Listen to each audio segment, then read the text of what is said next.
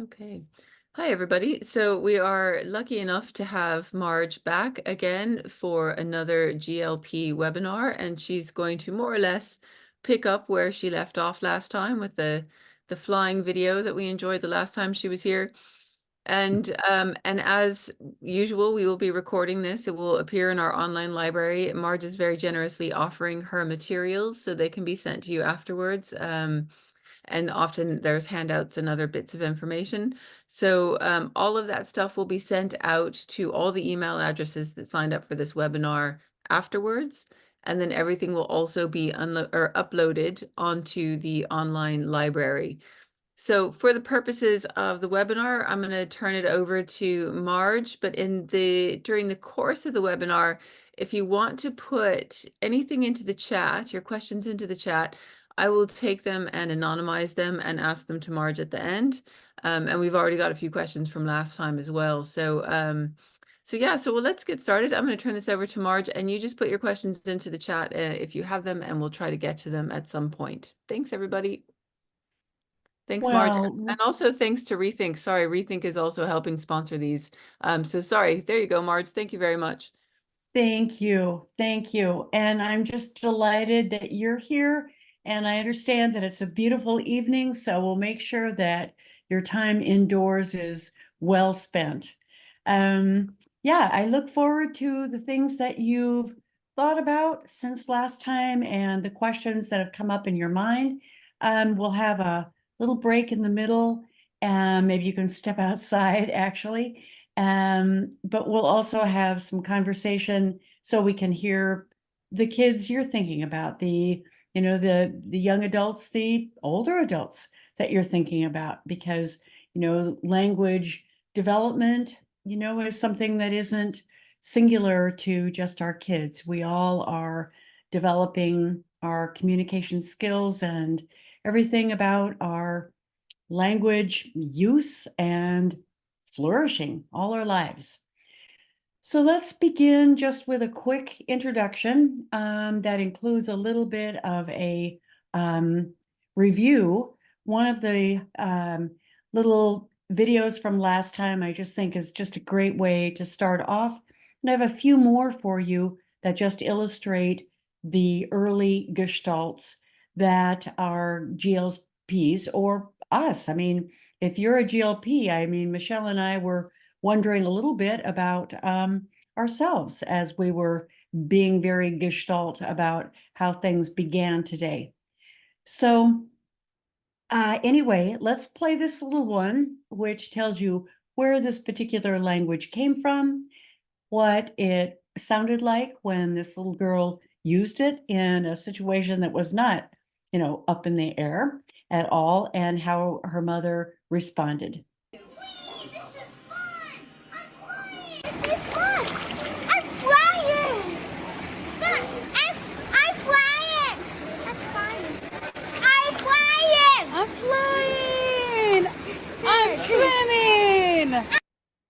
So you saw that last time, and that's just a little review, but here are a few others. So here are some that children have said that people have figured out where they came from, and you will see what they meant.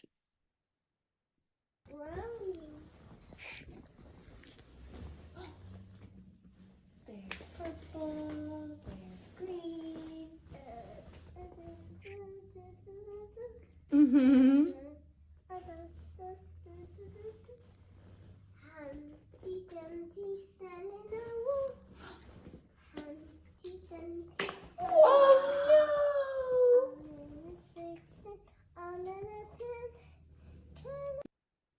So as we know, post-pandemic, some of the video language that is very commonplace in many, many countries has kind of reunited us with some of our old literature, some of our old nursery rhymes, and, for better or worse, and it's probably both, in a lot of cases, these become our children's gestalts.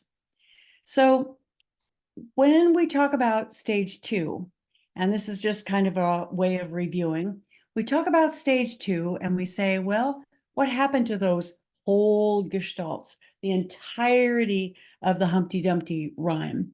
Well, once they get to stage 2 and they become mitigated, then they become shorter.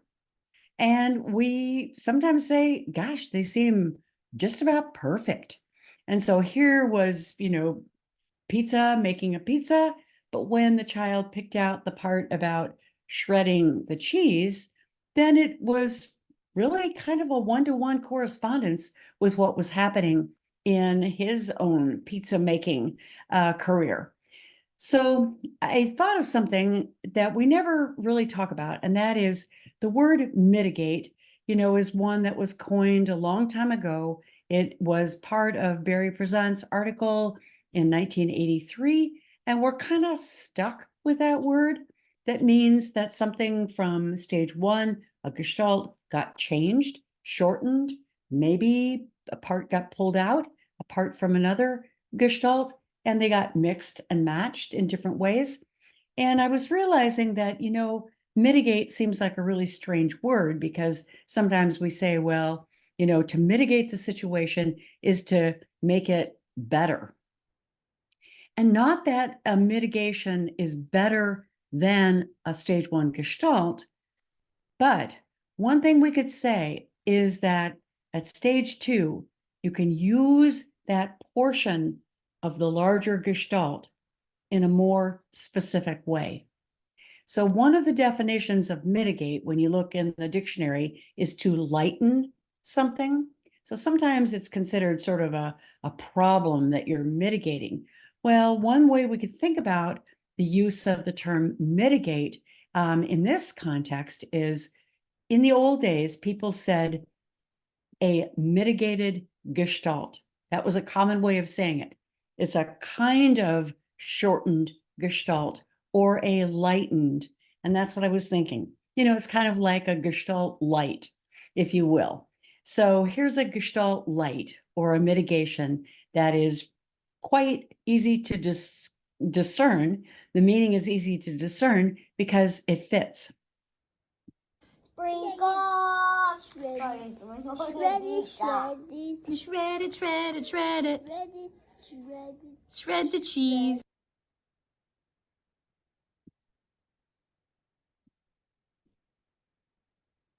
So there we are with shred it, and we think, wow, that was great language.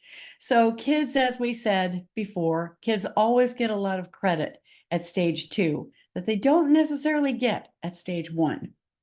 Okay, so on the other hand, sometimes we say, but it doesn't make any sense.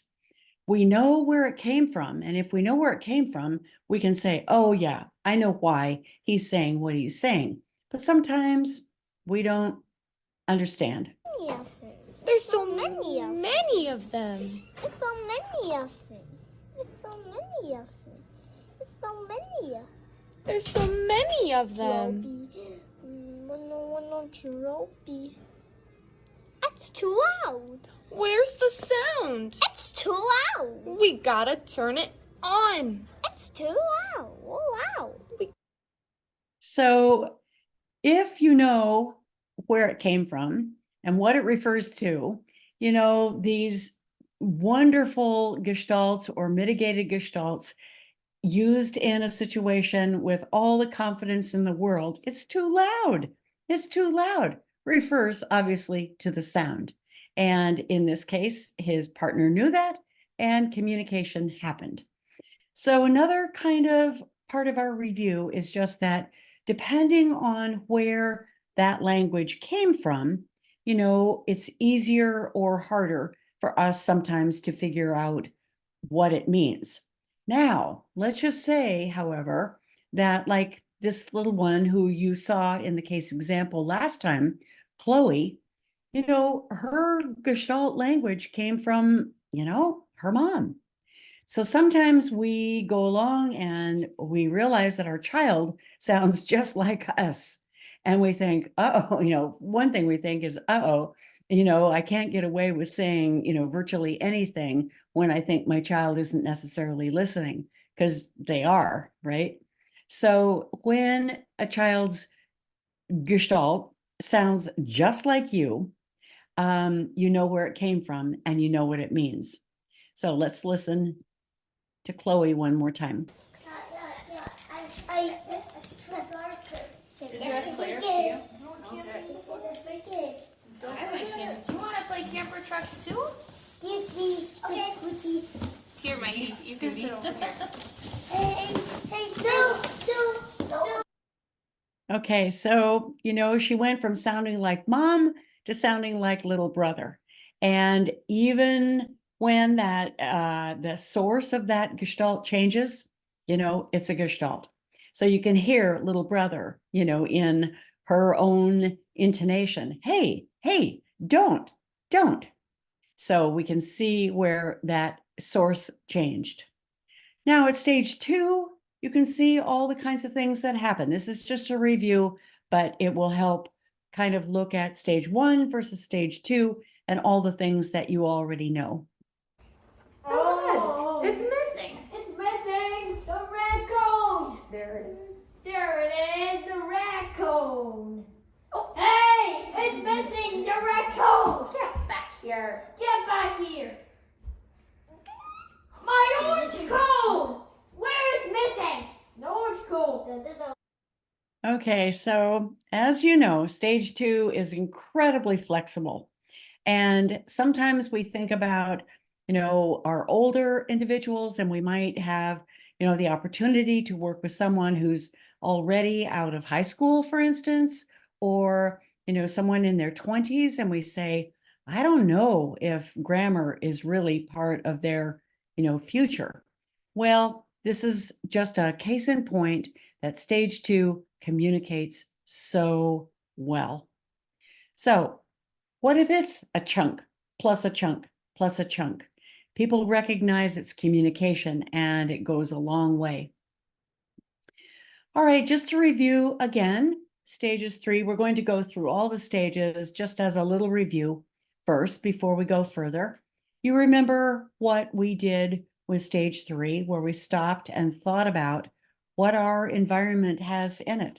And when we mitigate again from stage 2 to stage 3, we're focusing on just one word.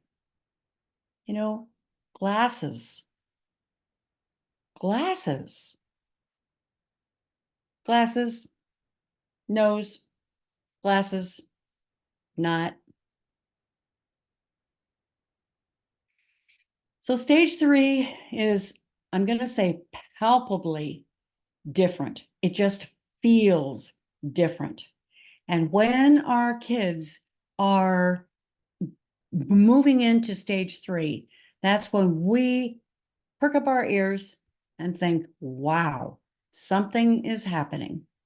And we think, for all the world, this language is shifting over to where grammar lives. And it's going to be available to grammar as we move forward. We won't redo these videos, but I just wanted to remind you about this sweet little one who, when she entered stage 4, it was all new. That grammar was all new. And so what was she dealing with? Amazing. Like, I want something. So when your relatives say to you, it sounds like she's stuttering, what's going on? And you can say, yeah, it's called linguistic mazing. And it's natural, it's normal. For all kids, it actually increases as kids get older.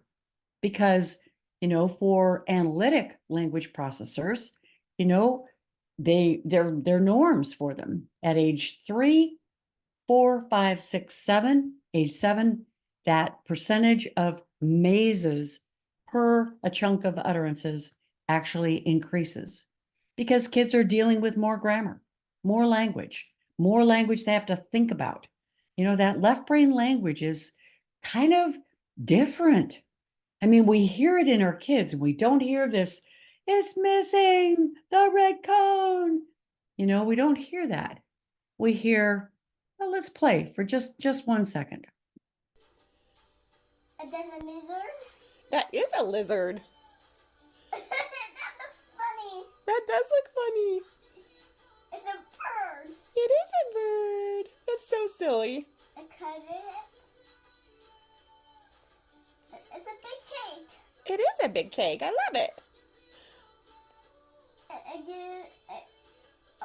read I'm going to pause right there because you could hear that if you're an SLT, you know, those would be called secondary symptoms of disfluency or stuttering.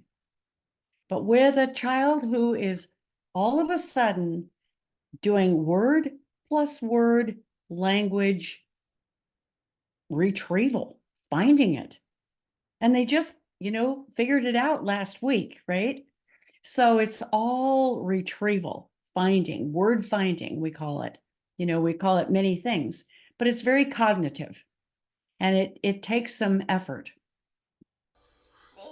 What that guy doing? What was that guy doing? They were setting off fireworks. What doing? They're dancing. What doing? So we don't need to play all of this, but here's another thing that happens at stage 4. She started off saying, what is that guy doing? And that's a big load of language when you're doing it word plus word plus word. Not with those echoes anymore. So what did she do? She made it easier. What doing? And that's another way that kids at stage 4 deal with this cognitive load, so to speak. And so, by the way, these videos here are with a child and their mom. And yes, they did have an SLP, SLT to help out.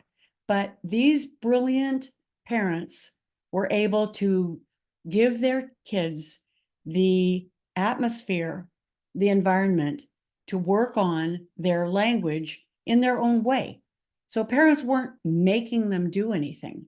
And that's what's beautiful about this. And this is partly why I love Neurodiversity Ireland, is that as a parent-run organization, you know, this empowerment of parents to see their kids and recognize the power of that relationship is, you know, priceless. Let's listen again. Listen to this mom.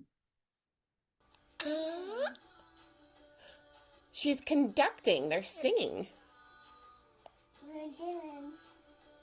Looks like those guys are dancing. What doing? Oh, they're hitting a piñata.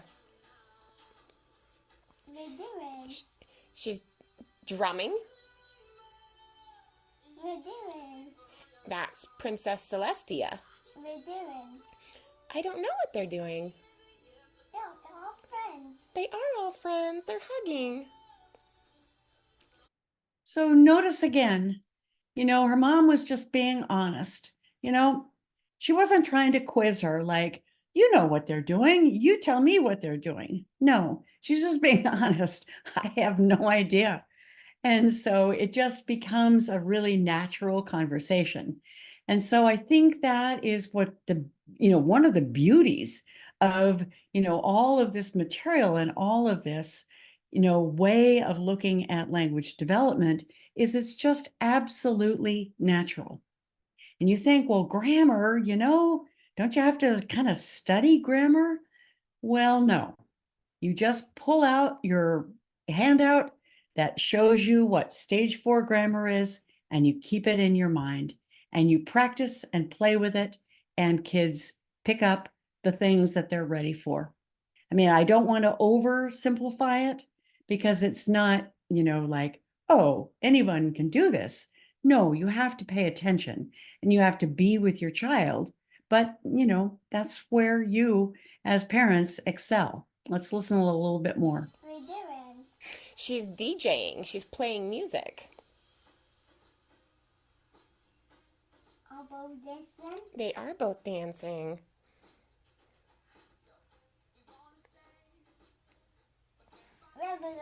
Wait, it's dancing too. She is dancing too. We're doing. We're doing. They're judging. We're doing. They're judging their dancing. We're doing. It doesn't. It He's dancing too. doesn't too. And this one broke off. Okay, so you heard a case where she did imitate what her mother said. So there were times that her mother modeled something, with a he pronoun and a verb. So at stage 4, all of those pronouns come in. And we don't have to make a big deal of it. We just have to model them, use them when the time is right. And all of those simple verbs come in. So, he's dancing. So is plus the verb. What they did afterwards, those past tense verbs, those simple past tense verbs, and the simple future tense verbs. Yep, that one did break off. The baby broke off. He did. You're right. It's Barry. Yep, there's Rarity. It's his river dash. Yep, It doesn't lizard. that is a lizard. So that's another part of stage 4, where you can say that's a lizard, but you can also do the reverse, which is that a lizard? And that's the first question form besides the first WH questions like what's is stage 4, but also is that a lizard? So you can see stage 4 is enormous and powerful, but you can also see how it's a lot of cognitive thinking on a child's part. What's he doing? It doesn't eat it. We're doing. Yeah, that looks funny. That does look. It's cleaning that. Is he cleaning up the mess? Yeah, they made a huge mess. So again, is he cleaning up the mess? Yeah, he made a huge mess. So she's sticking with those grammatical pieces that her daughter is ready for. What are those? This is stars. Yeah, those are stars. What? All done. It is all done. These are the credits, and those are their names. So I should point out one other thing. So the only conjunction, that is putting two thoughts together with a conjunction like because or if or so, the only conjunction at stage 4 is and. So again, her mom is sticking to the grammar that is part of stage 4.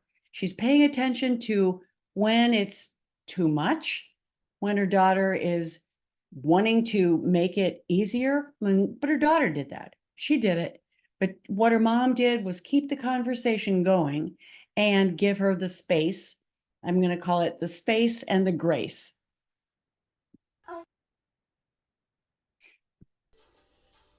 And then a lizard. That is a lizard. That looks funny. That does look funny. It's a bird. It is a bird. That's so silly. I cut it. It's a big cake. It is a big cake. I love it.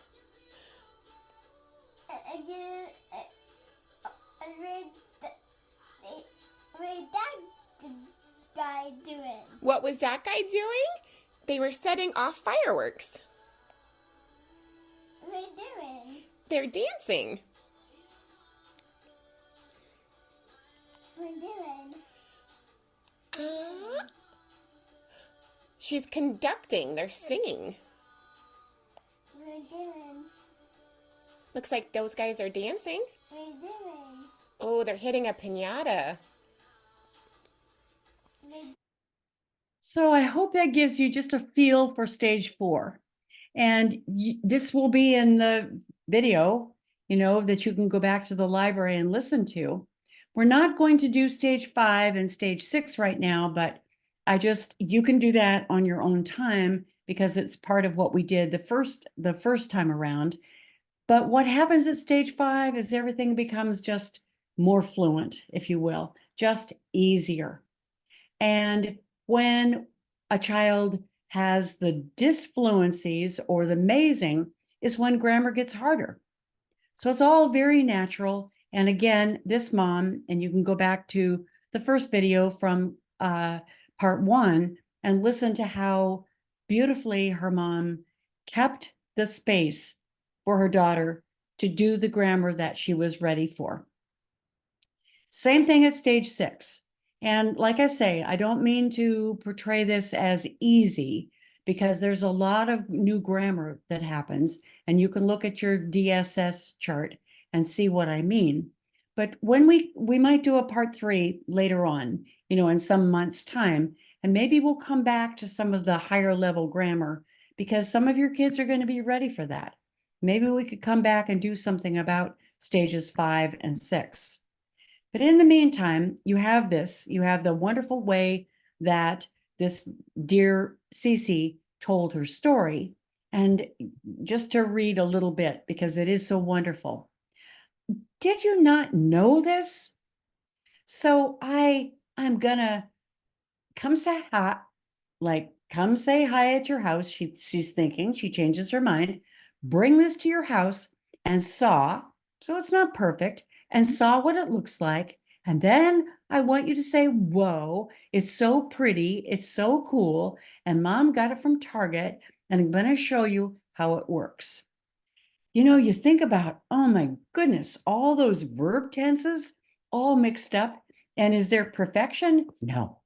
And that's what's beautiful about all of this experimentation and someone like you who knows what their child is doing. So you can just be with them and be that partner.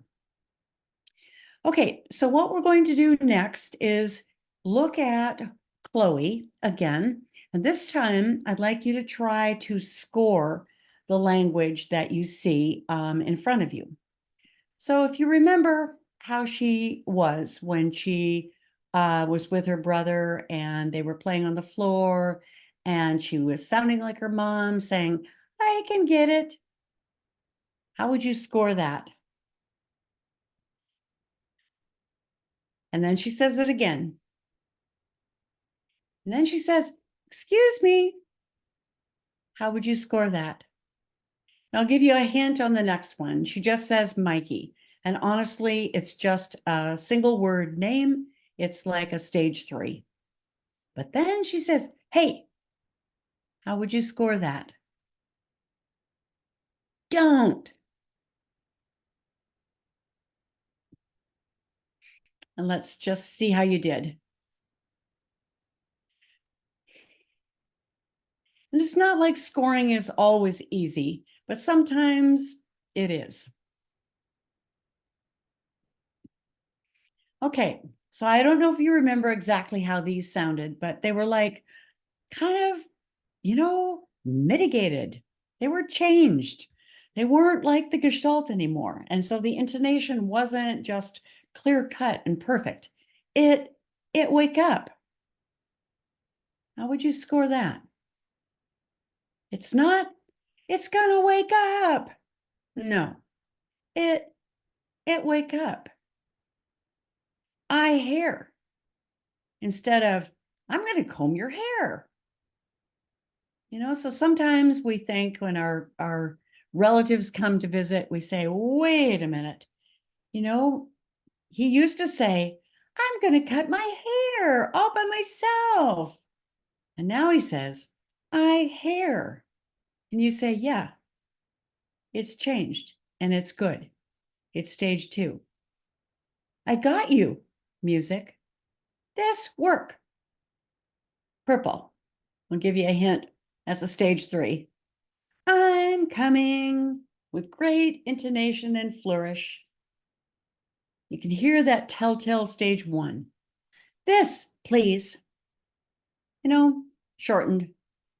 Get down. And if it sounds like Mikey, yeah. One more turn. And then back to kind of that truncated quality. Don't up. This was, and then there's that one word, pushing.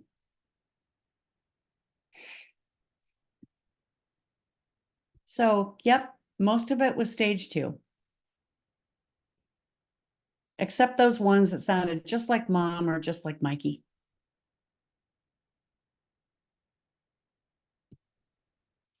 Okay, I don't know if you remember this video exactly, but this is when Chloe went from I work, sounding like stage 2, it work.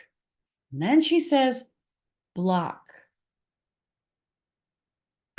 And after that, this piece get. Very separate. And then 3 would. And then she got to relax. I can help you. Okay, give it a try here.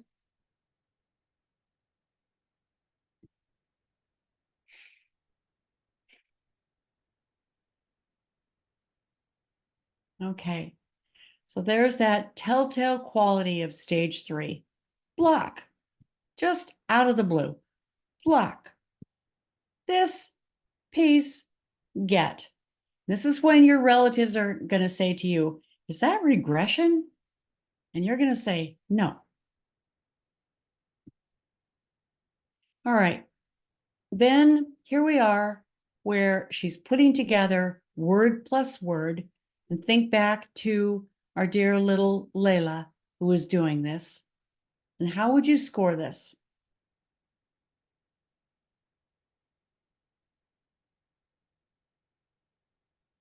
Even this one, dripping here. It's a little bit different. How would you score that? I'll give you a hint that if it's grammar, it's going to be stage 4. Even if it's not correct, even if it doesn't sound like a whole sentence.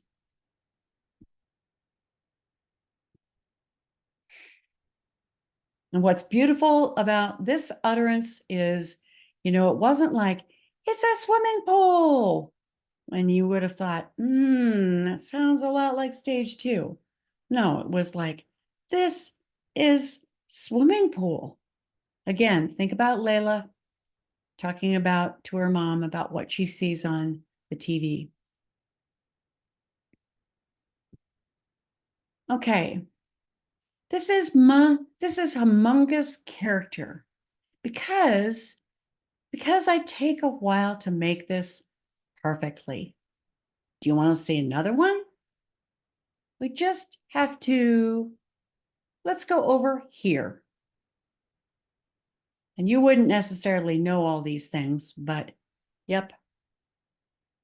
Except for this one, except for the more common utterance, have to. We have to, kind of a fancier level verb construction. Do you want to see? Because there's the telltale word there. Because you know that and is the only conjunction at stage 4. And so when you hear these other conjunctions, it's stage 5. All right. So let's talk about a few things that you can share at school. You might not have an SLT to do this for you. So it might be what you want to share and say, you know what? I want to share with you how to recognize a GLP.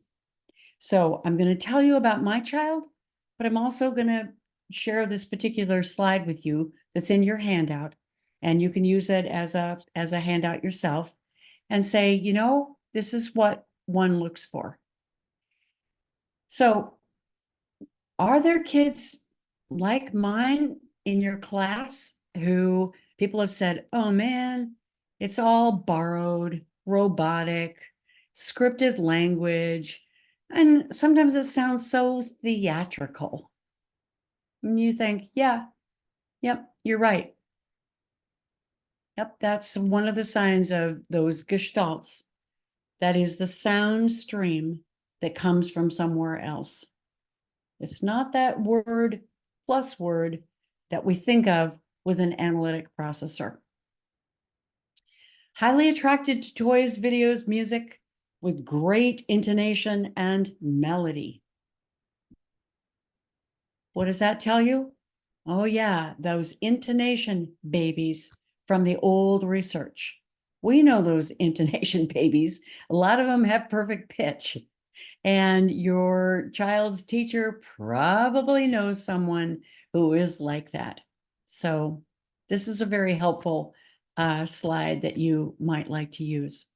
Okay, playing those parts of the videos over and over, and we say, oh, or somebody, one of your relatives comes and you say, don't be surprised. Don't be surprised. You're going to hear that again and again and again. And that's what Gestalt language processors do.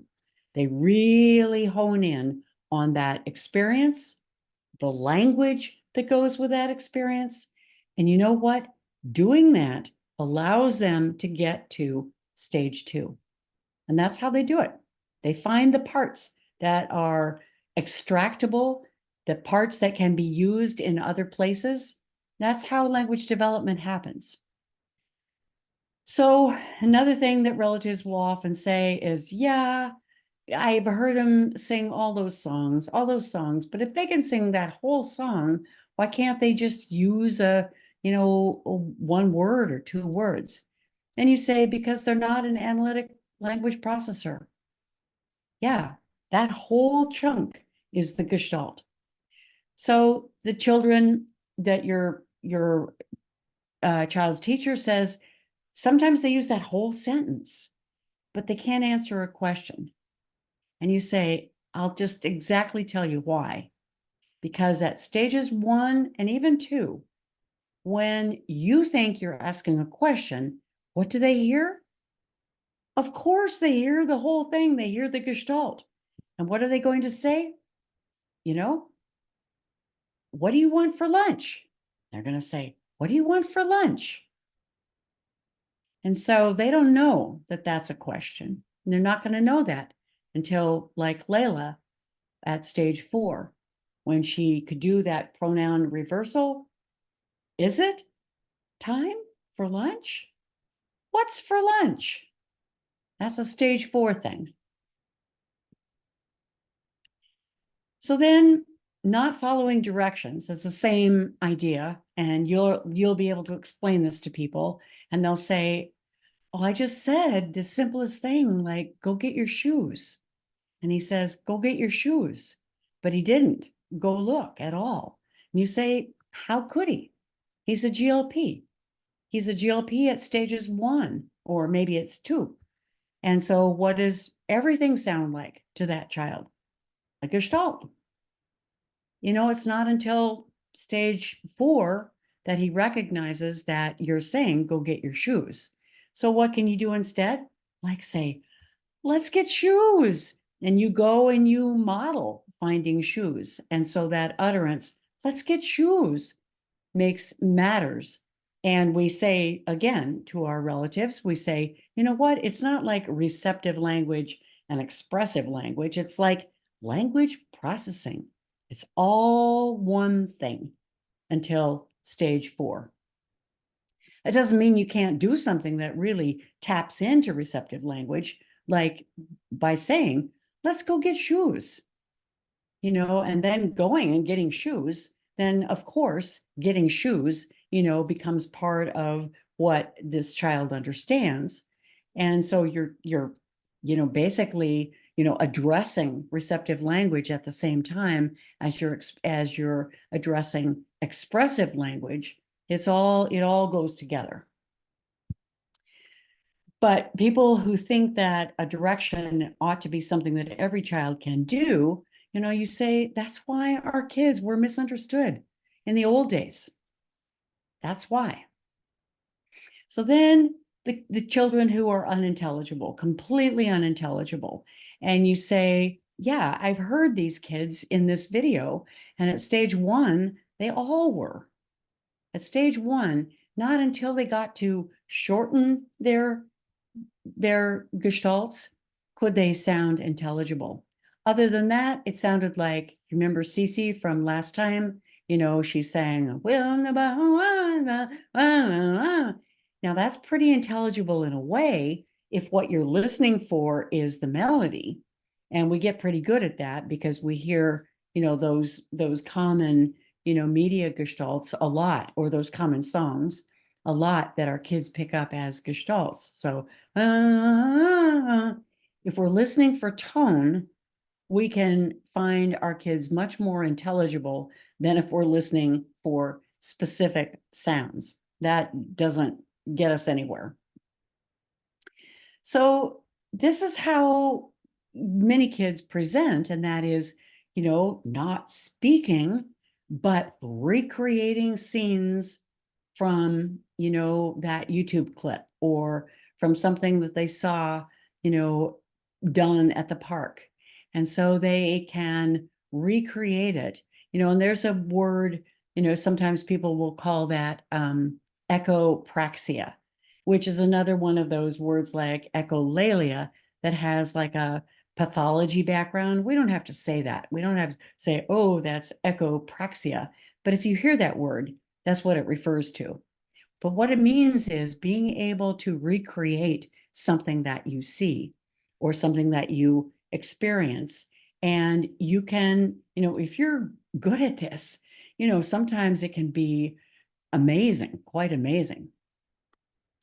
Then there are kids who we say, oh, he can use these words, but he can't put together one word plus another word. And we say, well, of course not, because when he's at stage 1, that single word that we thought would be really handy for him doesn't go with another word because he's not at stage 3. So at stage 1, that single word is a gestalt. So that often, and we're going to talk about AAC here in a moment, but that's often why AAC, as you know, commonly used, doesn't work, because that single word and that single word don't go together for a GLP at that early stage. They do at stage 4, but not at stage 1 or even 2. Here's another one: producing sentences in familiar situations like, I got to get out of here. But then using minimal language in an unfamiliar situation, you know, why would that be? Well, because that gestalt is part of that situational whole and it goes with it. It doesn't go with something else until stage 2. And then we can start to mix and match into other circumstances. Okay, so I feel almost like pausing here because I'd really like to know if you're okay, if you're feeling like this is all feeling pretty good. Michelle, is there something that we can? Well, we have Okay, a couple of questions if you felt like you good. wanted to take them. Please. Yeah, and we can also just take a little break if you'd like that. So the questions, they're not giant questions, which is great. So I'll just kind of touch on each of them. So can children skip stages and go to single words? No. And you know, however, we can often misunderstand what we think is stage 1 and it's really stage 2. But I'm really glad you asked that question, because sometimes we say, oh, that's from Lion King, or that's from whatever. And we say, he always sings, wheels on the bus go round and round, exactly the same way whenever there's anything that has to do with vehicles or going someplace, and we say, oh, it's a gestalt.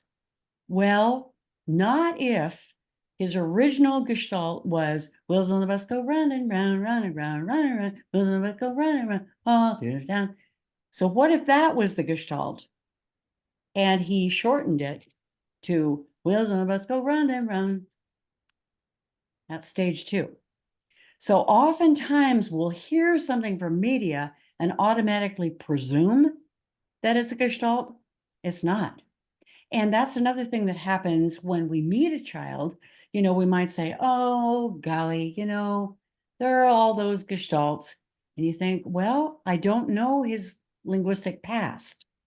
This is more for the SLT who is meeting a child for the first time and say, it sounds all like stage 1. And then you, the parent, says, no, no, no. No, you should have heard it when it was the whole song and it was completely unintelligible. This represents a lot of progress to get to this very intelligible stage 2. So basically, no, you can't skip a stage, but we often don't realize what kids were doing in their heads because language development happens in your heads. And so when a child is saying something or singing something, we don't know if that represents where they began or if it's where they are now because they've done a lot of work in their heads. Great. Thank you for that. And apologies, there's a barking dog in the background, but I'm going to try to get through this and then mute myself again. So, Okay. so can our kids be misdiagnosed with receptive language delay?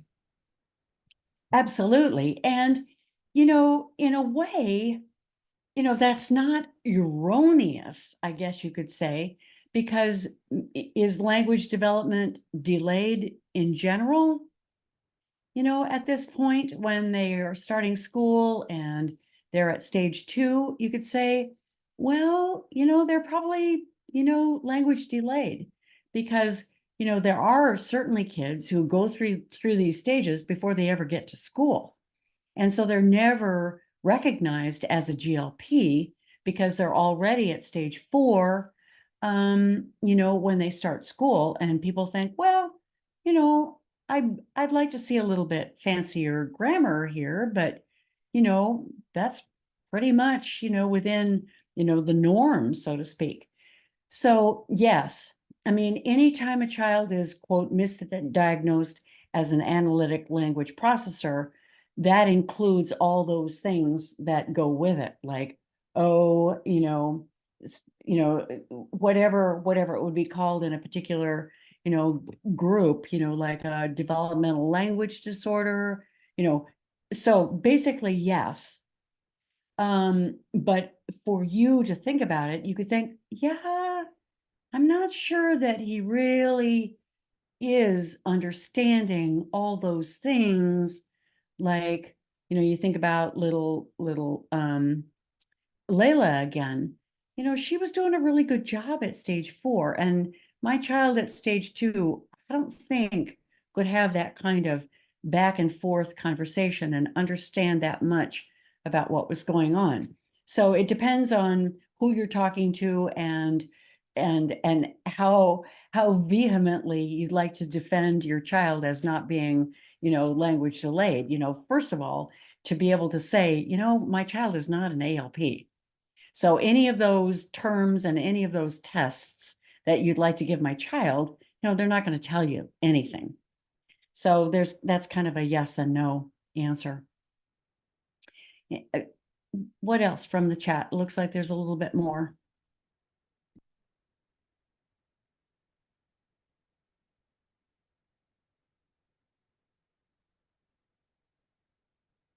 Oh, okay. So okay, let's see. I'm looking from can you read those out loud? Is your doggy okay with you reading out loud? Oh gosh, I'm so sorry. I was reading without my mic on. So here we are again. So Okay. yeah, so can you see a child who's had some intelligible words that now is more recently less easy for others to understand? So it sounds like there was some words that were intelligible maybe for family members that maybe now have kind of softened a bit or aren't as intelligible. Yeah, and when we get into real specifics, then we can really talk about a child. So I'll just talk in a kind of generality here, but this is pretty common that when a child is really little or young and their articulators, that is their, tongue and teeth and all those things that create intelligible speech, are just developing, sometimes they really stick to things that are intelligible, sometimes on purpose because people understand them. And so, they're not going to try to sing Wheels on the Bus Go Round and Round. They're not going to try to do that because it's not going to be intelligible enough and people aren't going to give them credit for talking. But as they get older and more sophisticated and hear longer gestalts, sometimes it becomes less intelligible because they're just trying to do more. I mean, that's a very common thing that happens as little kids begin to grow up and they're more able to look at the whole narrative, like once upon a time, and then you had, and when he was a, etc. So if they're listening, and hyperlexia can be a part of that too. If they're listening to a whole story and they're totally fascinated with it, and they've got a chunk that's ginormous, no way are they going to be able to say that at all intelligibly. So that's one scenario, but there are many, many scenarios. But in general, yeah, that's pretty common. That's really interesting. Because developmental leaps sometimes are a little bit awkward. Yeah, so there's another person now. This is quite specific. I'm going to try to generalize it for you, but so if someone says po for phone and nom noms for food, but never has recognizable gestalts, some single word sounds like gaga for data, they're just confused at what stage this might be. Does that kind of sort of fall into one of your categories? Well, first of all, I guess we'd have to think about, is this, do you really feel this your child is a GLP? I mean, first of all, you know, we can't just, I mean, if your child is autistic, for instance, we can't presume necessarily that they're a GLP, there's not just a one-to-one correspondence. Now, on the other hand, kids are so smart and they know what we understand and they know what they're capable of. And if they can't say, answer the phone, but they want to say, phone, po, perhaps, that could be a way of making it really understandable to you, because then they are, they've communicated. And I just remember one of the first kids who taught me that, when he was very, very little. He was like 2.5 years old. And yes, he was a GLP, but I didn't really know that at the time. And so I was kind of looking at, what things could we play with? How can I get to know him? And what I realized is he stuck to 4 words. And they were 4 words that were in a certain category. So that he had a way of saying blue, yellow, red, and green. It was like blue and wah. And I thought, why is he doing that? And I thought, because he's just smart. And he knows that if he goes into purple and, other colors, I'm not going to understand him. So it was so important to him that we have a conversation, that he made it easy for me. Then when I learned finally that he was doing this was when he was doing numbers, and he did, 1, 2, 3, 4.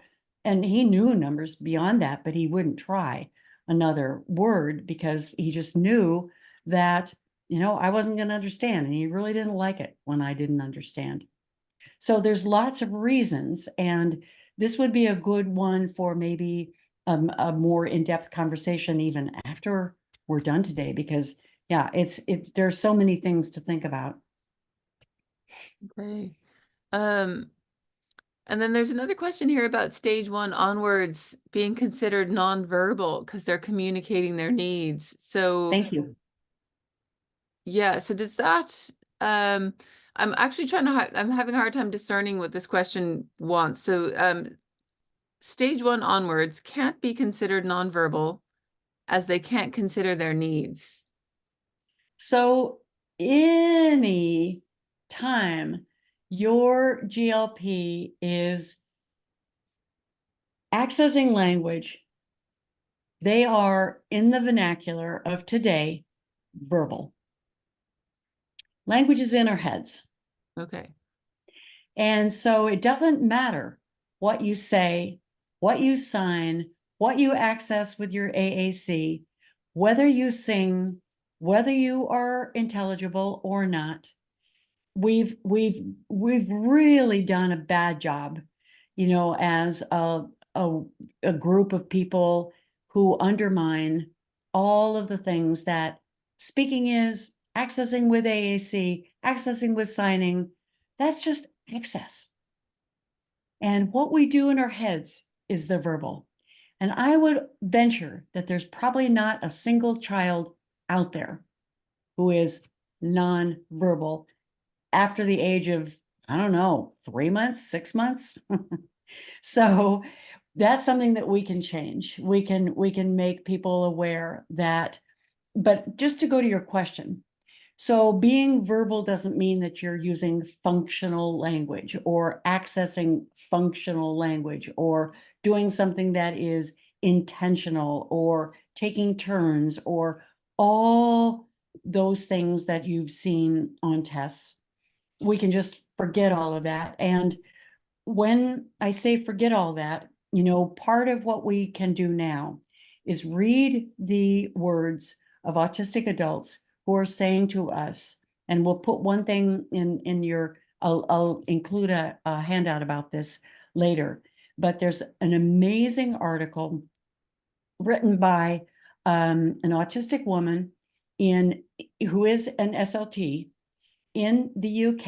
And if you've not heard of her, her name is Amanda Haydock, Haydock, and she wrote a gorgeous article with 3 co-authors from the University of Manchester. And her words are that Gestalt language development is a neurodiversity affirming practice. So you have it. I mean, to me, that is like hearing it from the best of the best. It's a very short article, easy for you to hand to anybody at school who doubts you. And, you're going to read all kinds of things from all kinds of people, but she is the person I want to hear this from. So let's just lead into the signs that a child is a GLP.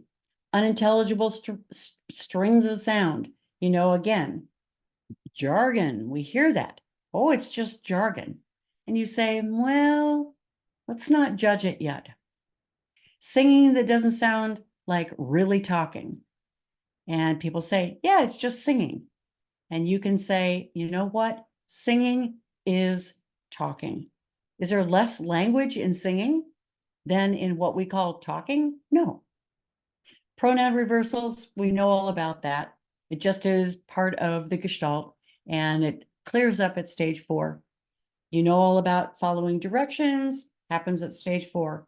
Answer questions, all happens at stage 4. Some of those stuck single words that we hear about, yeah, that's just because a child picked them up as a Gestalt because he was at stage 1. But that's certainly a sign, and that's a common sign with AAC, which we'll talk about in just a moment. The stuck rote sentences, right? They were taught, and kids are smart and they want to please us. And so they learn, I want, but it doesn't go anywhere. It doesn't go to language development. And so that's what I mean by the stuck rote sentences. Not making language progress with ALP techniques. We know all about that. Those word plus word possibilities just don't happen. Older students scripted at one time, but stopped because nobody acknowledged them. Prompt dependent, we know all about that with our older students because they were taught that their own language wasn't legitimate. All right, so these are general principles, and we're going to be talking about these as general principles, then we're going to be talking about AAC, and then we'll come back to specifics for specific stages. Okay, so at a general level, the first, principle is connection. And so a GLP needs to know that we are very happy with echolalia. No, we're not one of those people who would ever think of trying to stop it. No, we honor it, we accept it. We're going to do the second item there. We're going to listen closely. We're not going to ask you a bunch of questions. We know it just doesn't work. We're going to think about your spontaneity. And when you are talking, we are listening. We're respecting it all. And then after we have that individual's trust, then we might think about modeling new language, but not before then. People will say to you, well, how do you know that your language even matters? Because, like I went to the park with him and I said, let's go on the swing, let's go on the slide, let's do this. And he never said anything. And you say, well, I'll tell you, it takes a level of trust and actually acknowledging his language before that happens. I understand your good intentions, but it's not going to happen. How does he know that your language is anything that, is worthy of, remembering or saying again? And then you explain, it's got to be part of a memorable experience. It's not just language, it's part of experience. So these are ones you can, let your babysitter read. You can explain all of this. You can have them listen to this webinar, and you can use all of these principles. And then, number 4, yes, when we're modeling language, we're being authentic, right? It's not just like, let's go on the swing, let's go on the slide. No, it's being authentic. Like, you get to the park, your babysitter gets to the park and, wow, let's go on the swing. Because, he or she knows that it'll be a memorable experience for your child. Natural intonation, natural language, and as you say to all your friends and relatives, don't worry about modeling. Don't worry about it. Because half the time, at least, we're just going to be talking naturally. Okay, so then classroom teachers. And we think, okay, what do you do at school? How can you do all this at school when you got, lots of kids? Well, narrating, like talking about what's going on, is probably good for every child in the class. Not that it's going to be, up to you to talk about, to talk them into doing this. But if a teacher is asking you and you're saying, yeah, I know. It's not always, just the easiest thing to do to model something for just this one child. But in my family, we've got 3 kids. I have 2 ALPs and 1 GLP. And I might say to them, let's go, guys. And everybody understands what this is. And my GLP finds it a great language model. Avoid questions, feel comfortable with silence. And, and again, this goes back to your babysitter. Let everybody know that it's okay just to be quiet and, give that child a chance to maybe lead the conversation, maybe sing a song, because, your babysitter is happy to just be with your child. They don't have to try to teach them something. But then again, when there's a teachable moment and there is a slide and you get to the park and you're very happy, everybody's excited, that's a teachable moment, and that's when new language matters. Authenticity, we need to talk about musical kids for just one moment. If we think about sounding like our students, sounding like our kids, we'll often be then, thinking, oh, wheels on the bus. he really likes those songs. And then we think, what is that register? We think about, the musical people who've taught us, listen for that register of your child. Think about their pitch. Think about their rhythm. Think about their, change over time. And we'll talk about that a little bit later here because we have some great things on our website about musical kids. And then when it's worked, when you have a language model that's worked, then let people know, because that's something then people can listen for. And so your child says, that's online, and you can hear that intonation and it sounds like yours. And you think, wow, let's go on this slide. That really did resonate. I'm going to let my family know that. All right, so always this is what people are looking for. Like, what can I choose as a language model? And there are some things that are common, and we talked about this last time to some extent. And these did come from our research. And so in that sense, they are what, kids do. And we didn't make anything up. It's that kids say this stuff. Now, I don't know that all of this is going to be exactly as resonating in Ireland as it is in the United States. So this would probably need to be revised a little bit from your perspective. So this is from my perspective here, and let's, and maybe I don't know if shall we would be as common. Would it be? Would people say shall we instead of let's oftentimes? Definitely. That's definitely shall would come up a lot more than even in the States, I would think. So take this with a grain of salt, and that might be something that if you did have a group of people who wanted to revise this for your kids. So let's talk about the reasons for some of these, because that might be the most salient factor here. Is the reason for I'm is a way to talk about what you're doing that gets away from I am happy, I am running, which has a stilted quality that sounds as if someone is trying to teach something to a child. But how we would say, I am so hungry.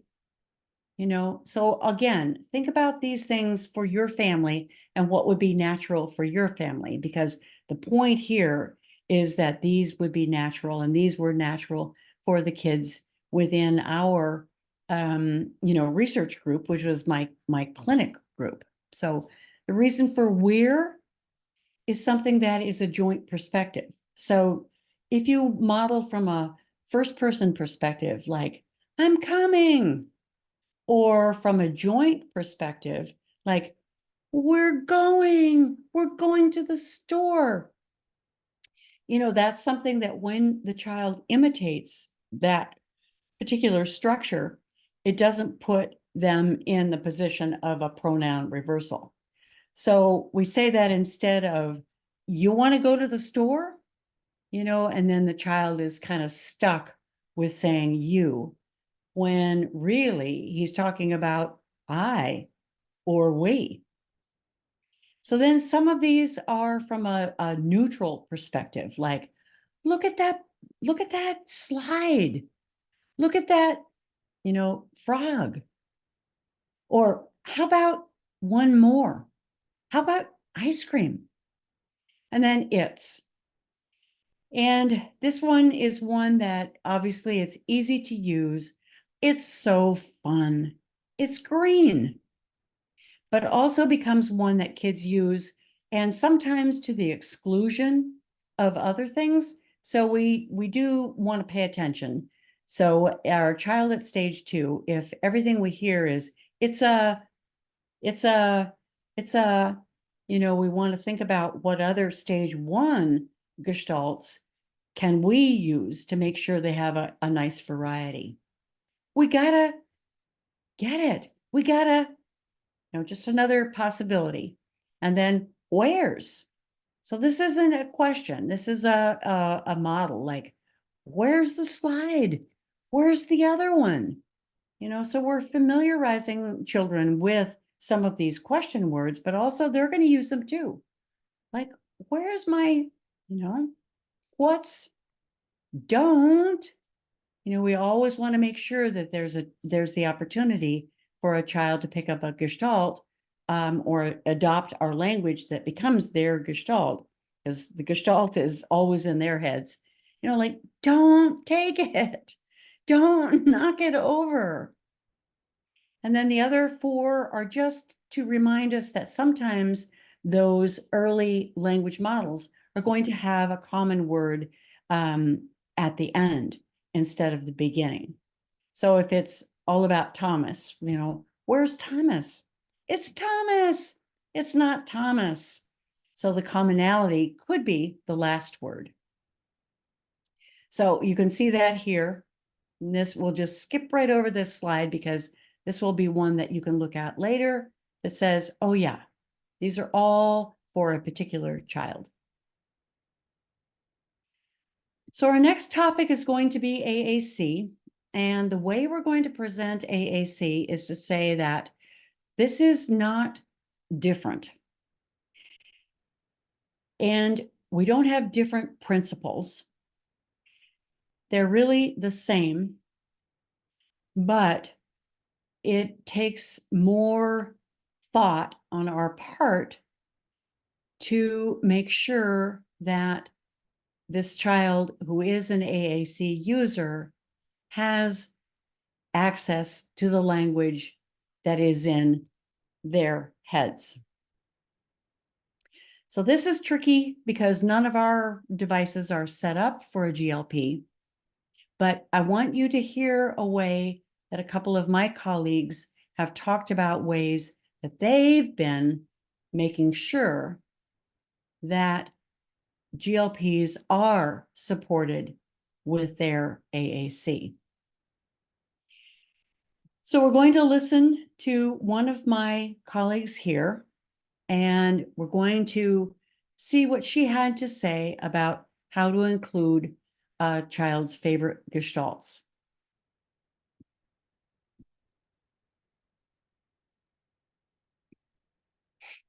And what she said, and actually it's the next slide, sorry.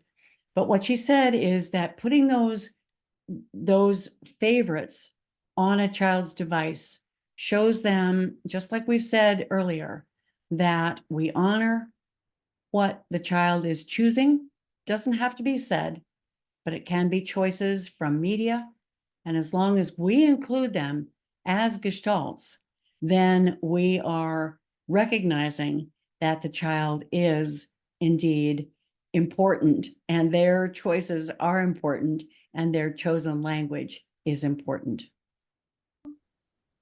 To make this post, the main thing that, I pulled from was my experiences with a lot of my non-speaking clients that I've worked with in the past, and obviously experiences of learning about natural language acquisition, learning about Gestalt language processors, and trying to find that middle ground because, as you kind of explain, when we look at AAC and the way AACs are developed, a lot of the times they are geared towards those more analytic processors using single words and building off those single words.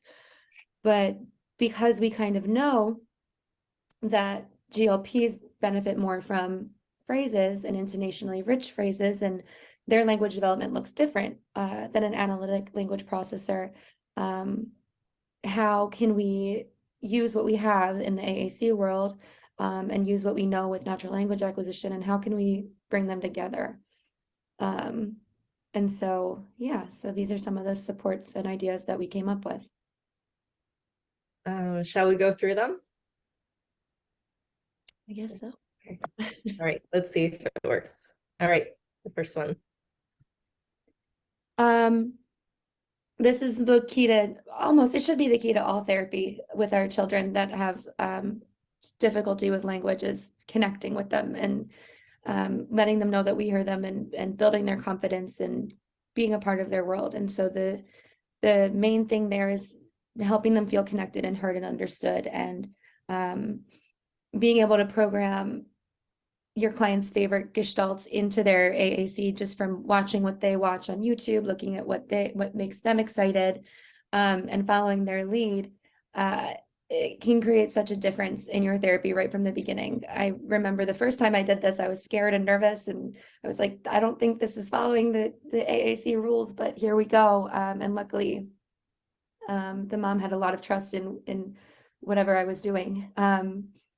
And so when I programmed that first gestalt in and I got that eyes at me, and for the first time probably ever, they spontaneously took their talker back and wanted to play with it and use it, versus being prompted to use it. It's such a huge difference, and really creates that interest in the AAC that a lot of therapists run into of, oh, well, they only use it when I give it to them. And well, have you?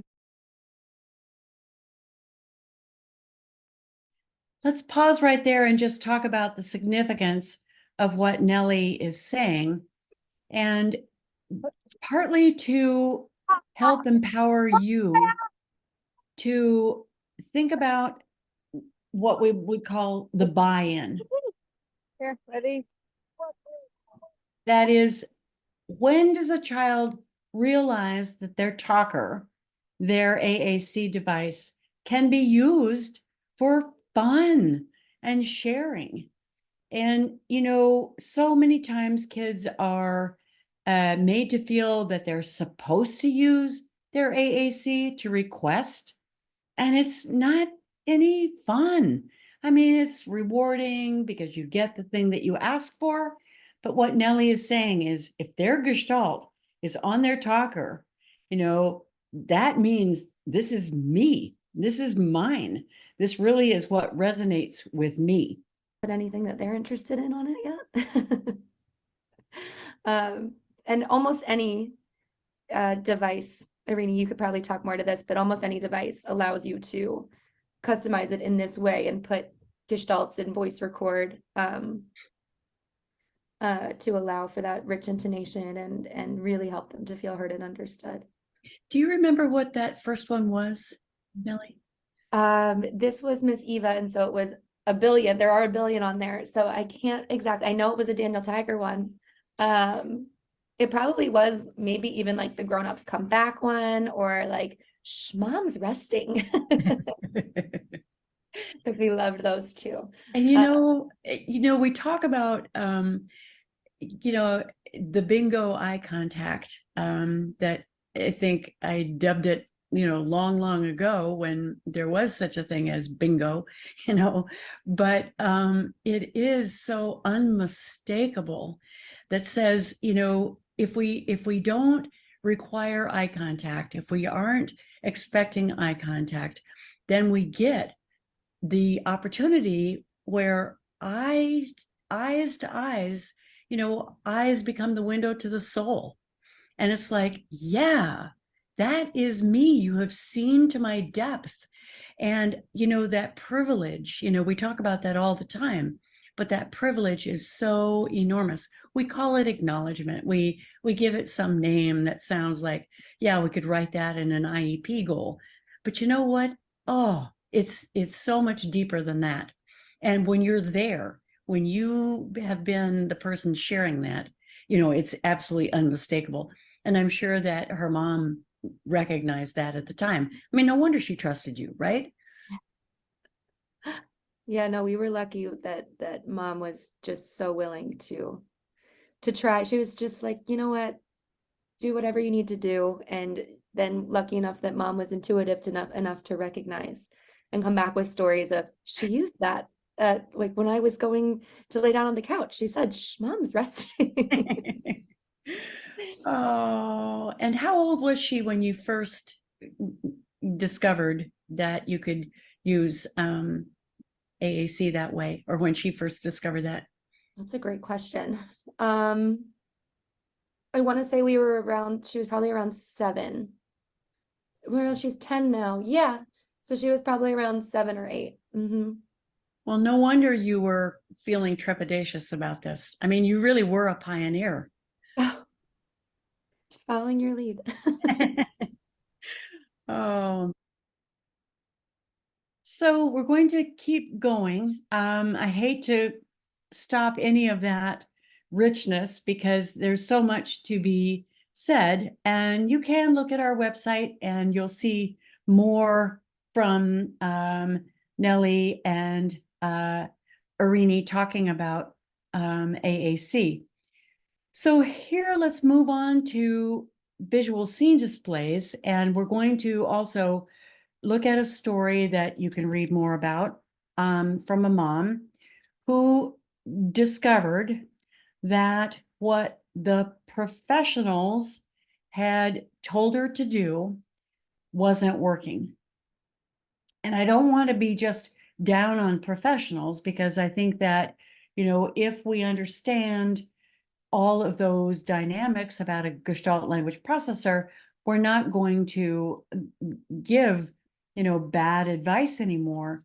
But in this particular case, this mom was basically told that her child ought to do word plus word on his AAC. And he hated it. He absolutely hated it. And so what he not only rejected it, but he quit talking using the gestalts that he had used when he was a little guy, and 4 years went by and nothing was happening. So what Nellie and Irini are talking about here is when you use a device like those listed here and include scenes from a child's life, then you can customize so well that, there are those who say, I'm going to acknowledge that there's a homepage on my device for this child, but you know what? I'm going to have this button here. I'm not going to get rid of it because the AAC world won't necessarily, be happy with me if I eliminate that. But I'm going to have this wonderful button right here where we're going to go to, the fun page or the home page, my home page, or, and people do, and they bypass everything about the home screen, the single words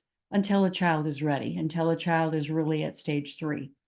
So the next part of this presentation is really to give you the feeling that you can customize for your child.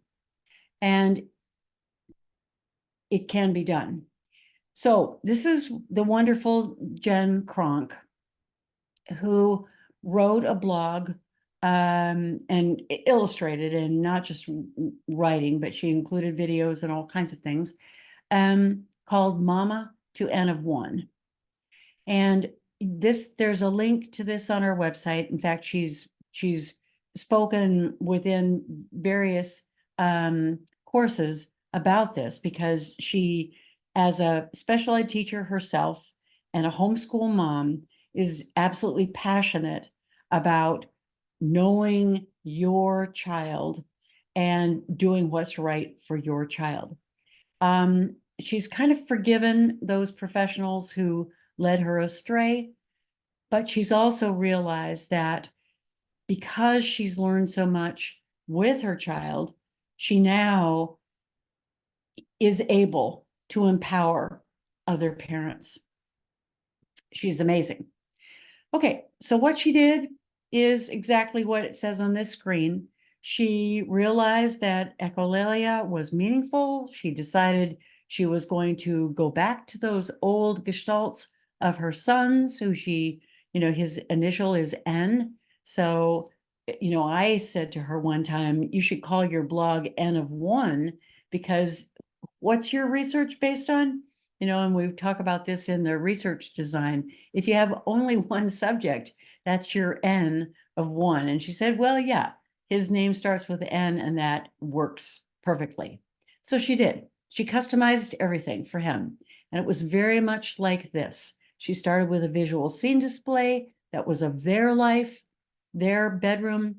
She put things around the sides that would look very much like his old gestalts. And she said, you know what?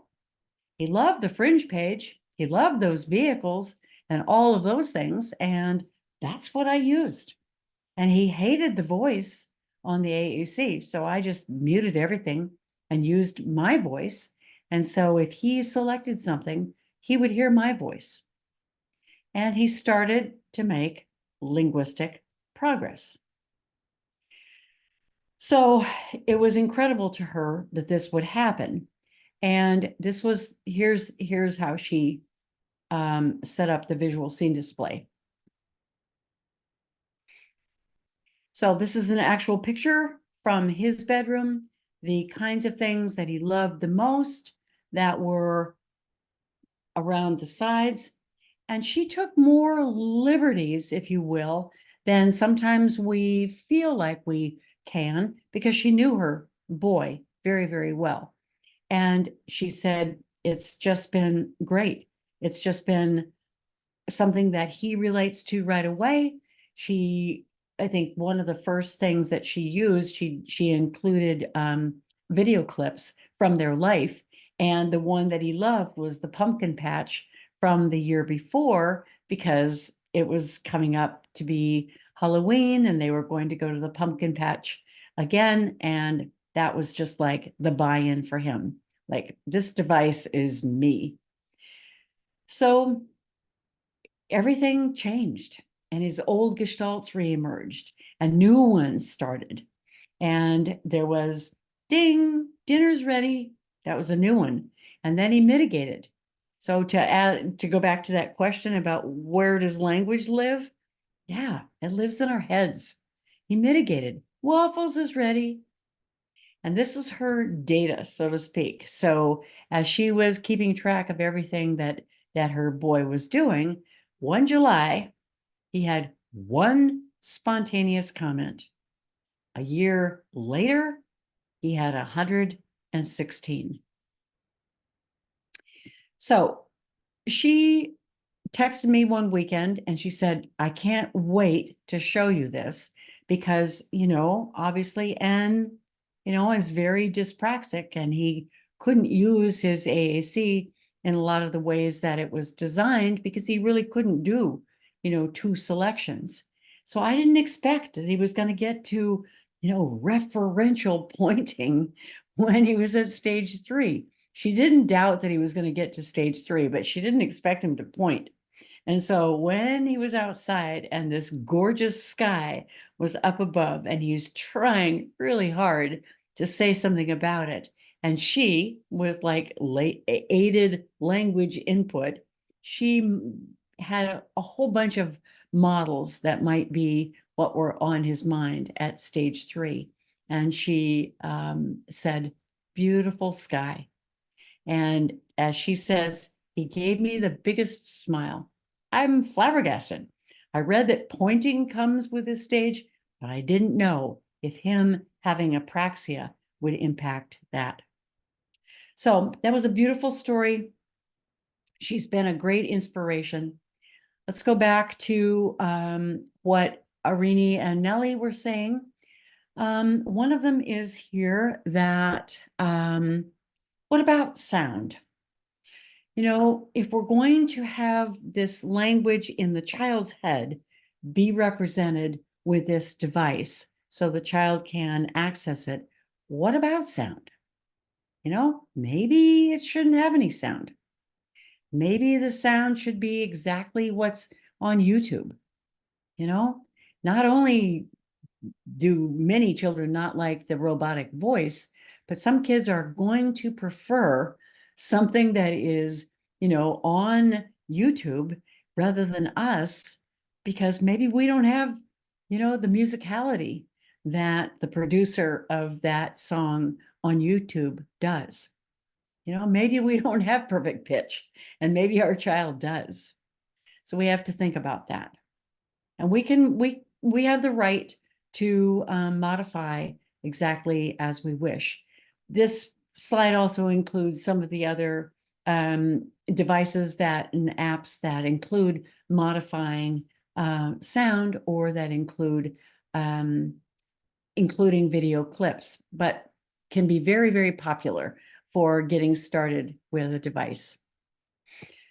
Okay, then mitigation. That's always a question. How do we help kids mitigate with AAC? And so as, you know, Arini and Nellie, who work with a lot of AAC users, you know, would say, you know, a lot of devices have those built-in phrases.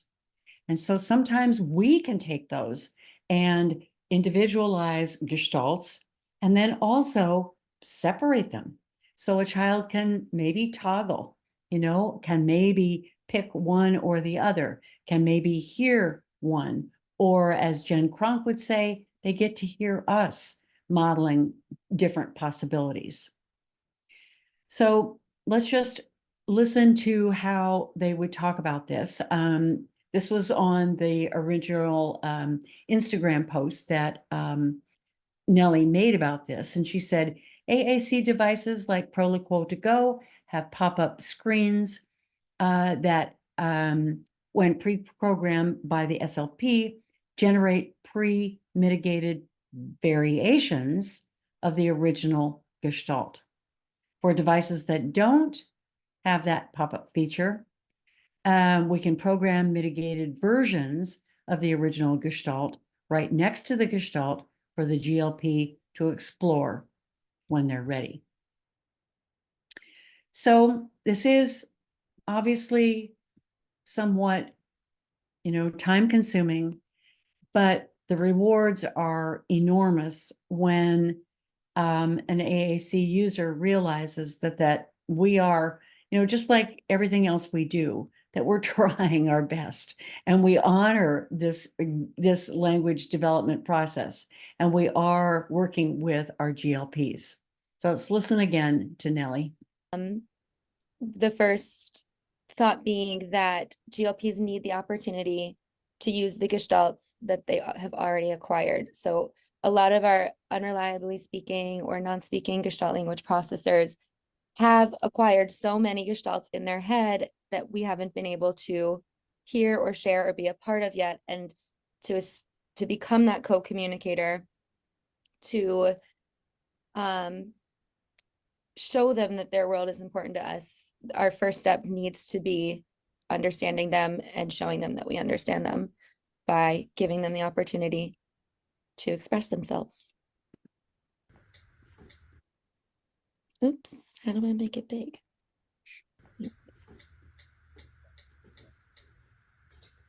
Rosina, have you seen my car keys? Rosina, have you seen car keys? Rosina. So this was something that this friend was playing over and over again on an app.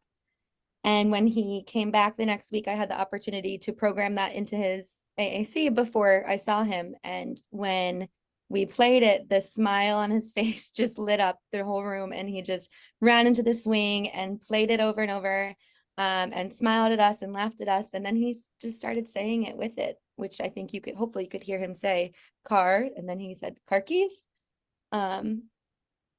I still, to this day, am not totally sure what that represents for him, but that's okay because we still connected over it, and it really brought him a lot of validation, and also brought him back to his AAC because he didn't want to touch it before, and now we can't take it from him ever.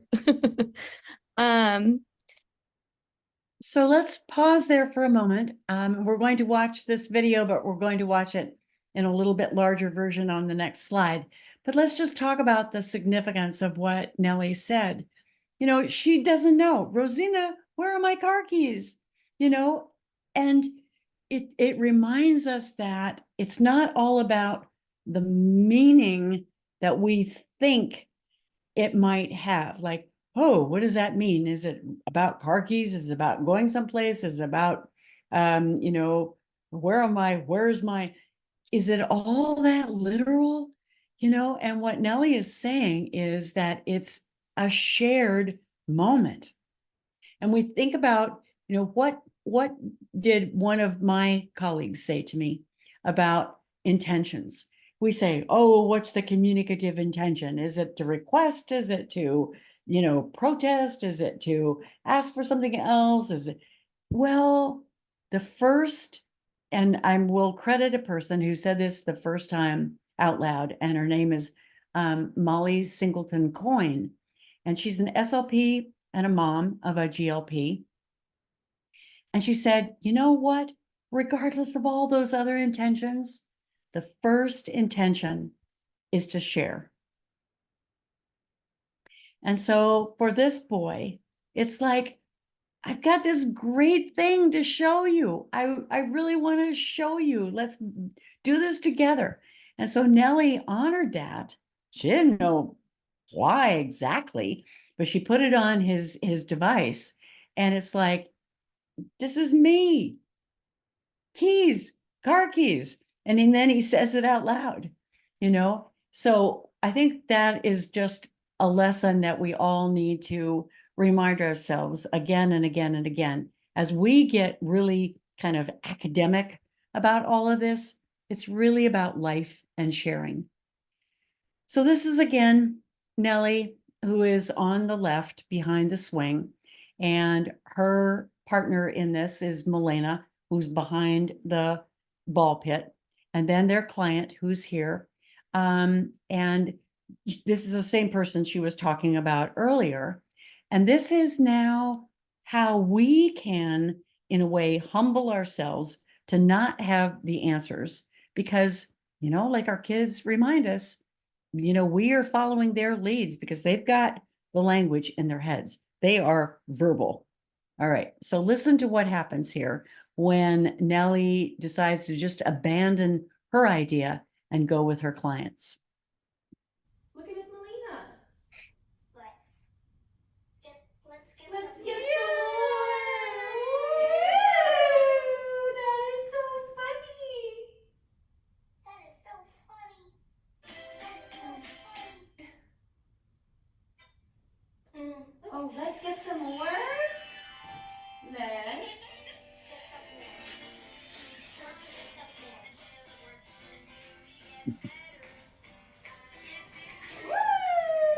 Keep trying.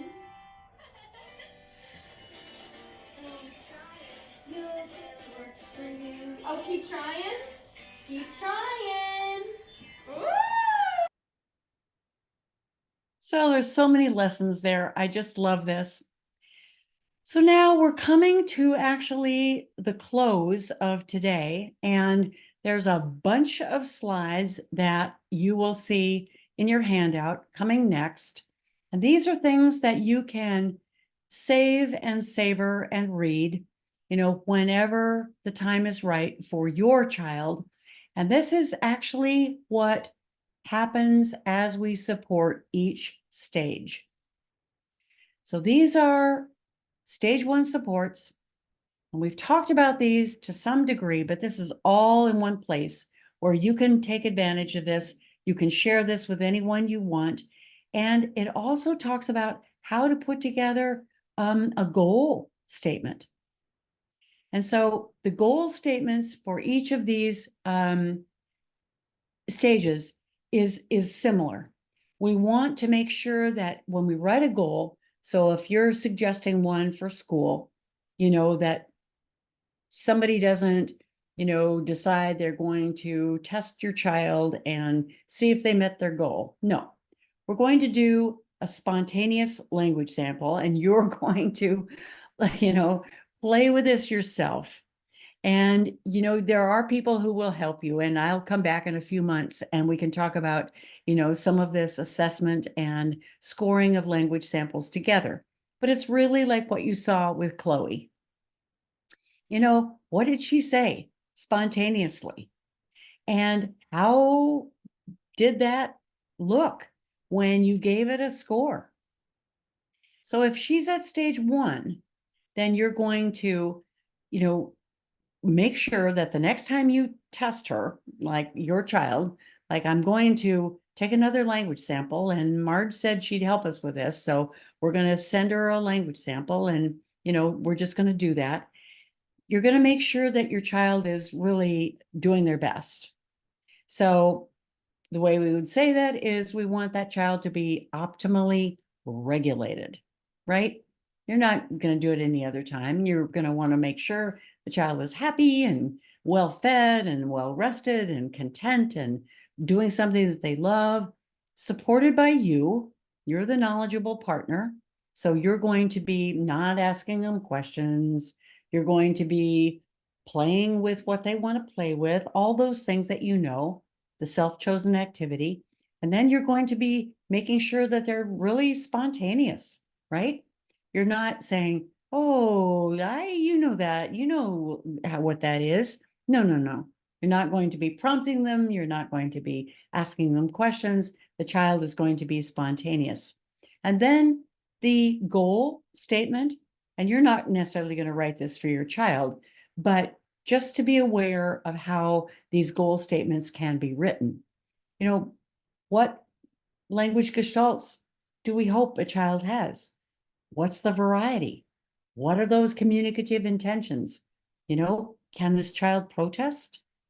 What's the linguistic support? It's you being right there with your child, just like Layla's mom was, just like Cece's mom was. So you're going to see this kind of protocol written in each of these stages. This is just a reminder of what stage 1 looked like and what you're doing at stage 1 and what you're listening for, acknowledging, inventorying, modeling. This is a lot, but don't feel like you're all alone. We'll come back and do some more with this. Stage 2, same kind of way of writing a goal statement. What are you going to do? You're going to listen for mitigations, right? Because the child is leading the way. You're going to model possibilities. You're going to look for novel experiences to try these things out in different conditions, just like these kids. You're going to listen for the mitigation, support the mitigation, include more language when it matters. Stage 3, you did this together or alone. What are the supports? Again, the first one always, as we go from stage to stage, is listen for what's next. Do you hear it? Do you hear that isolated word like you did with Chloe? Do you know why it's important? Did you acknowledge that she said green block? Take a conversational turn, keep the conversation going. Yes. And how to write a goal statement. Stage 4, same thing with a goal statement. It's always just following the pattern that is going on. How are we going to support it? Just like you saw those moms. Supporting, listening, modeling, early relationships with grammar, not expecting great sentences, looking at the DSS chart, and we'll talk about that when we come back for a part 3, you know, after a few months when you've gotten to try all this out. And we'll come back and look at grammar more because your kids are going to make progress. This reminds you what it was like noticing the relationships that a child is noticing. What's he doing? Listen for the experimenting. Relax and enjoy the fun. Accepting everything, modeling just judiciously, talking naturally. So we don't really change our approach. We just keep up. And I'll help you do that with stages 4, 5, and 6, because you might feel like, whoa, this is a lot to think about. Stage 5, just like Cece's mom, you're going to hear more fluency. You're going to look at those relationships. Like if you remember back to what Cece wanted to do, she wanted that sinky thing. She wanted her mom to put the water from there into there. So her mom was listening for these relationships, not just what's he doing, like, you know, Layla was doing, but it's like, I want that to go to that. which tells you that it's time for more grammar. And then how she talked about the balls. They were going under the sofa, and her mom was trying to make sure that they didn't get lost. And so what does Cece say? She said, we have 5 and we're supposed to have 6. But stage 5 conjunction, we're missing red. All right, so stage 6 supports, it's the same thing. Writing a goal statement is just making sure there's regulation, a good setting that is the child's choice, or one that you've mutually agreed on, a knowledgeable partner, that's you, spontaneity, of course, and then looking at the next elements of grammar. So again, you can go back to this from the first presentation and listen to stage 6 and remember what it was that she was doing. What was her mom doing? She was realizing that she was going to describe this time and place, and it's a birthday, and there's this toy that mom got from Target. It's very complicated relationships in the meaning. And what did Cece do? She put it together with grammar. So grammar makes sense, and it should make sense because we're starting with meaning, always starting with meaning.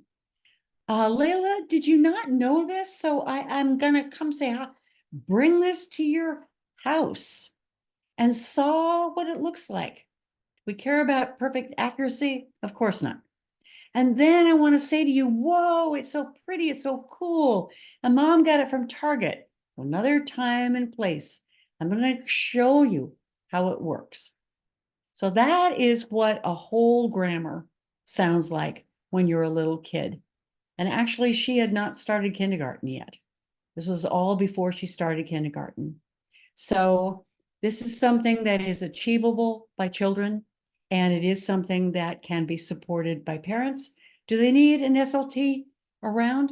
That would be ideal. But in a way, you have the ability to do this. You do.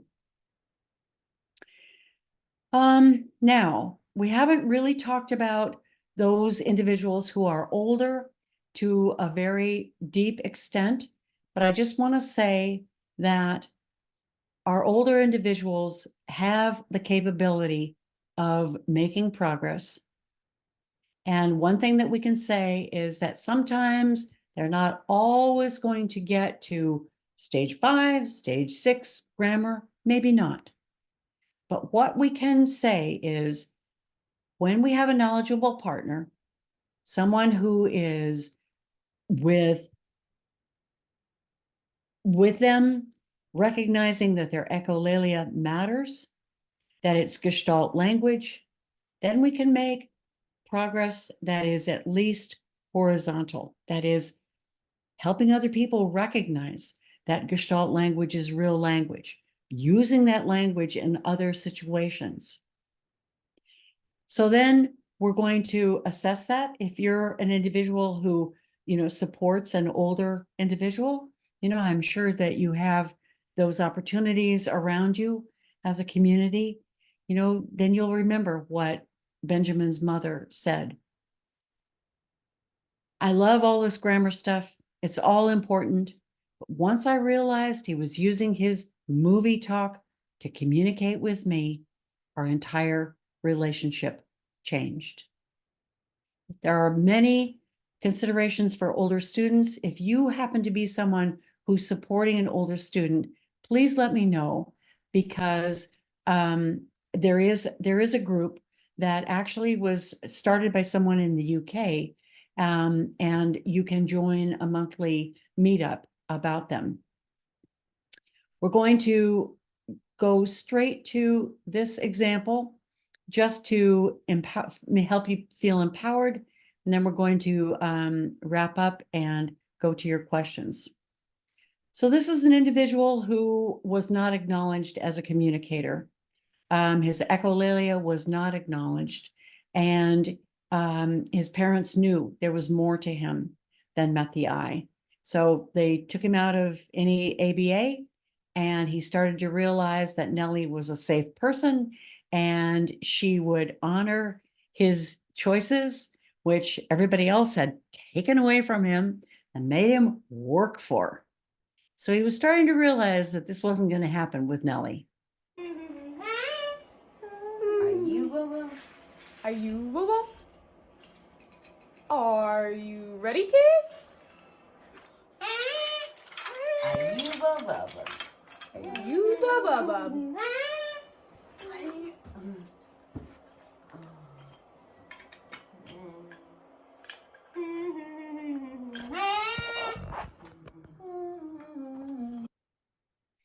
So that little smile on his face that says, "Can this be for real?" And then this was less than 2 years later. An exciting new TV books look for these. forever.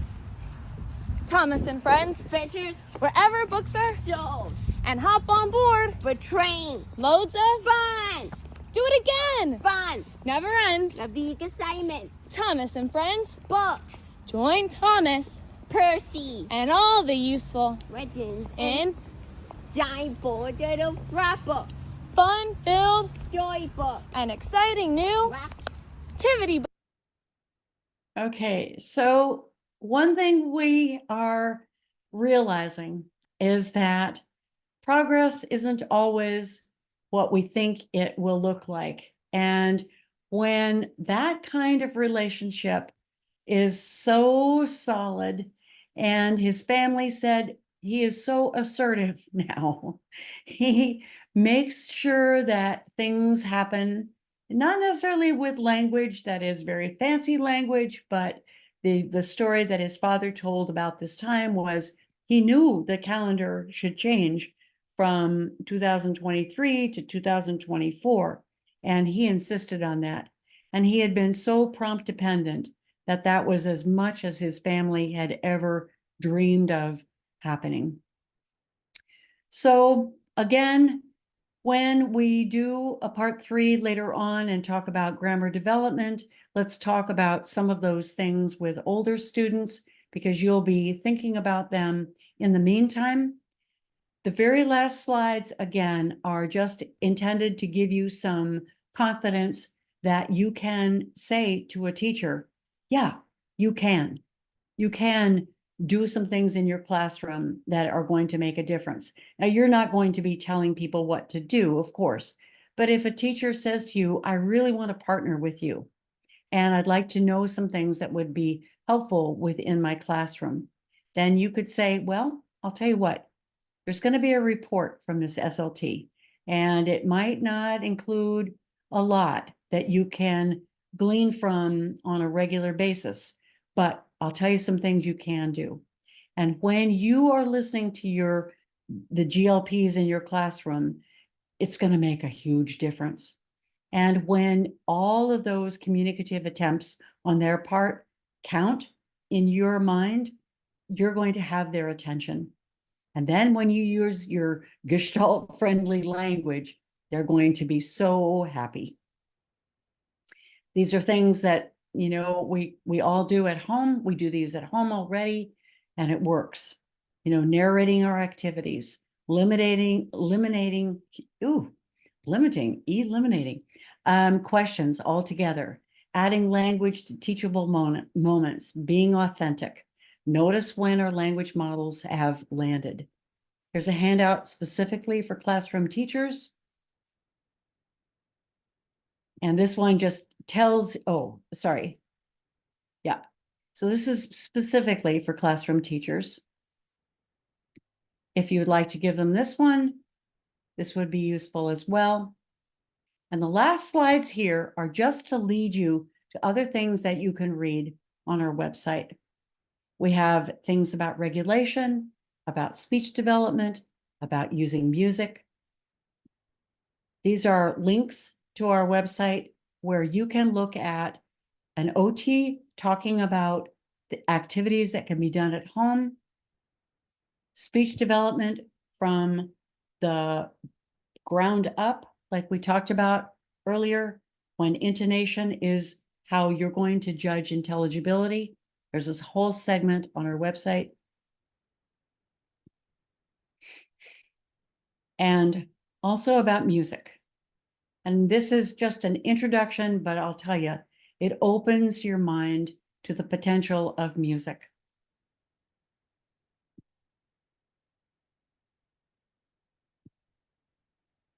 So final suggestions for this assessment that we talked about, recording a child and using 10 minutes of it to have a language sample.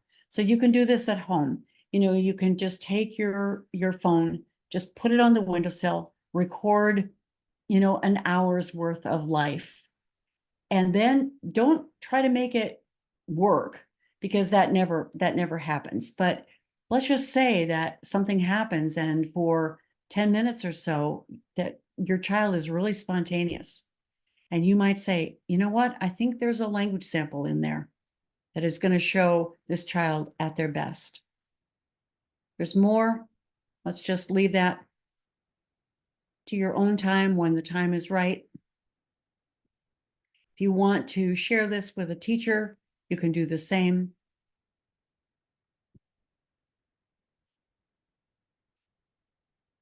For the rest of the people in your family, there's some material for them as well.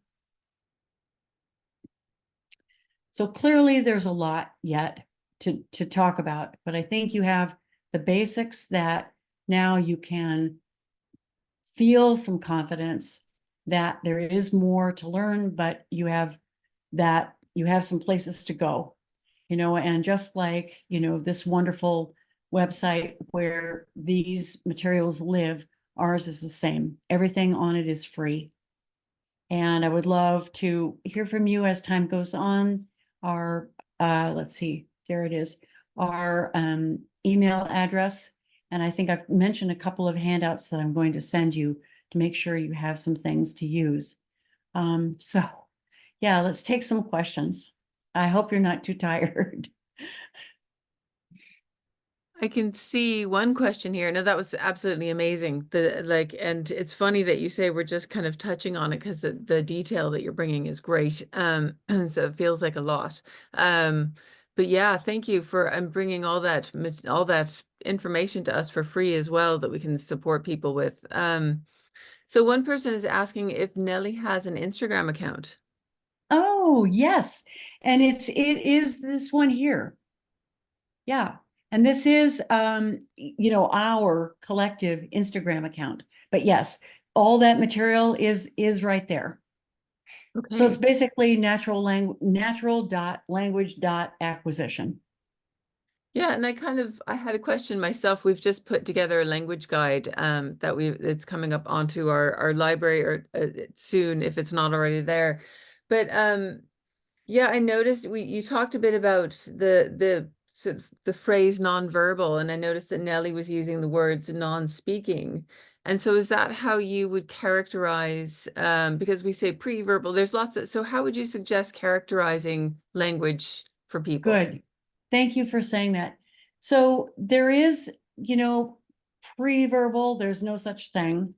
You could say when you're born, the day you're born, you might be pre-verbal. But if you've got language in your head by the time you're, 6 months old at least, then there's really no pre-verbal. And so we can just say, are there things that are precursors for language development? No. Do we need to have joint attention? No. That is, the adult saying, you must pay attention to the thing that I'm paying attention to. No, that's up to us. The child already has it, and that's where, knowing that your child is a GLP makes all the difference, because they've got the referent in their heads. And so it's up to us to join them. And so we create that joint attention. Yeah. But yeah, as far as speaking, I know different people would prefer it said different ways, but for her girl, she really, preferred to be called non-speaking. She didn't want anybody to be expecting that she was going to say something here and there. For the boy in the lycra, he was speaking sometimes. So, he was was he reliably speaking? I don't think he would say that he was reliable, but he did love his AAC once Nellie made it, useful to him. And he did love talking. So, he was certainly, a part-time, speaker, or he was a multimodal communicator, always. Yeah, yeah. Thank you so much for that. And are there more questions out there, folks, before we let Marge go back to her afternoon?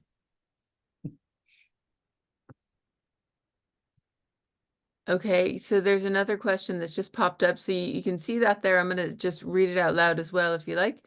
So we have a lot of Gestalt back and forth, quite intense at the moment, would be interested in a steer as to how to help evolve it. And I think actually this might be the same parent that you and I were speaking about before tonight that was talking about helping a child move from the kind of the younger gestalts to more adolescent appropriate kind of phrases and that kind of thing.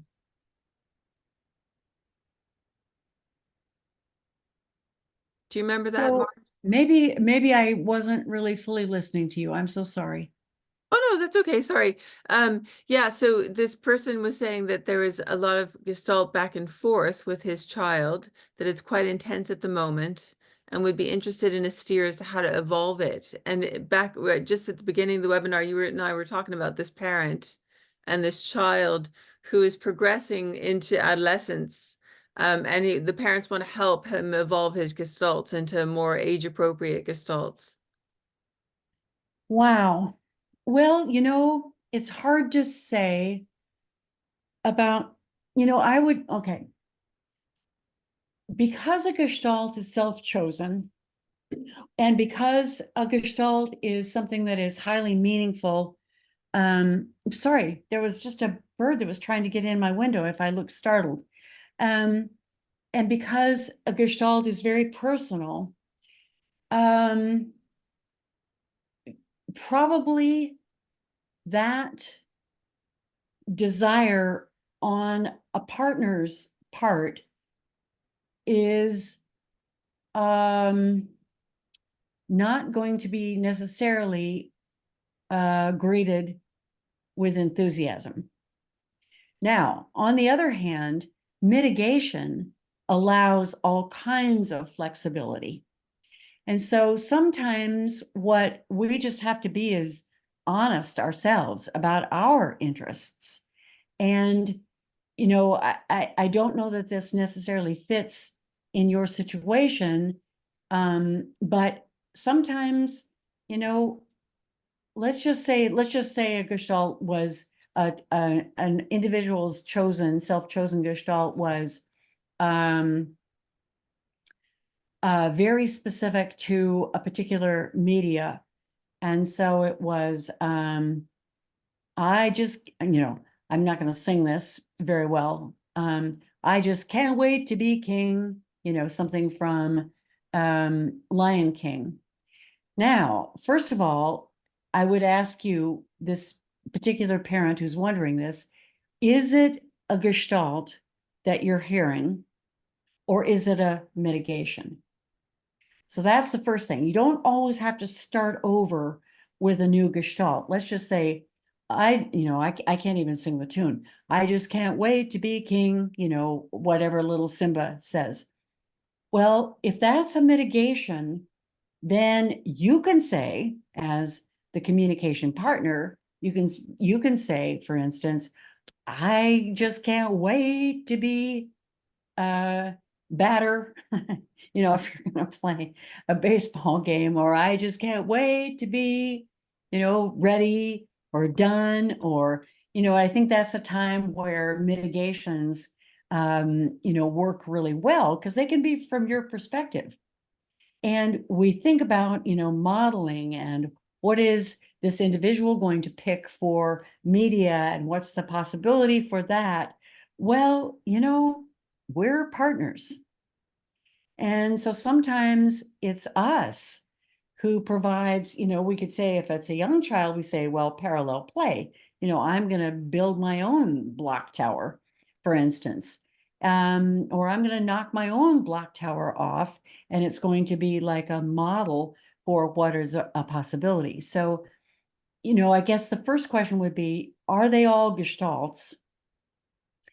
And even if they are, you know, if an individual, any individual has a good number of gestalts that are very, like you say, this is an intense interaction. I don't know what that means exactly, but is this individual expecting that you're going to take the next line, for instance? Because that's mitigation in and of itself. So whatever is happening, you know, maybe kind of, I guess the idea would be figure out what's happening. Is it really all stage one? And is there any reason to have other stage one? You know, I think about the book, you know, Life Animated, where the taking turns was within a script, if you will, within a movie and playing out the movie, but it's all mitigation.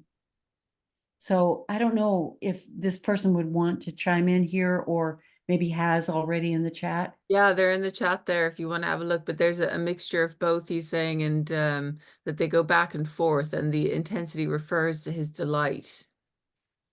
And is it taking turns like my part, your part, my part, your part? That's what it looks like in the chat now. There he is. Okay. Yep. And yes. Well, that's stage two. So you're already there. So now let's think about one other thing. And it's so it's so delightful and it's so wonderful. And I don't know if in your mind you've asked the question to yourself, is there a stage three in our immediate future? Because that would be a question to ask yourself. Now, if stage two is so much fun, okay, let me ask you one question first. Have you read Life Animated? You know, this is the book that was written by the Disney dad. No, he's saying he hasn't yet. No. Sorry? No, he's saying he hasn't yet. No. Oh, well, there you go. Okay, so Ron Suskind, Life Animated, this is exactly what you and your son are doing right now. And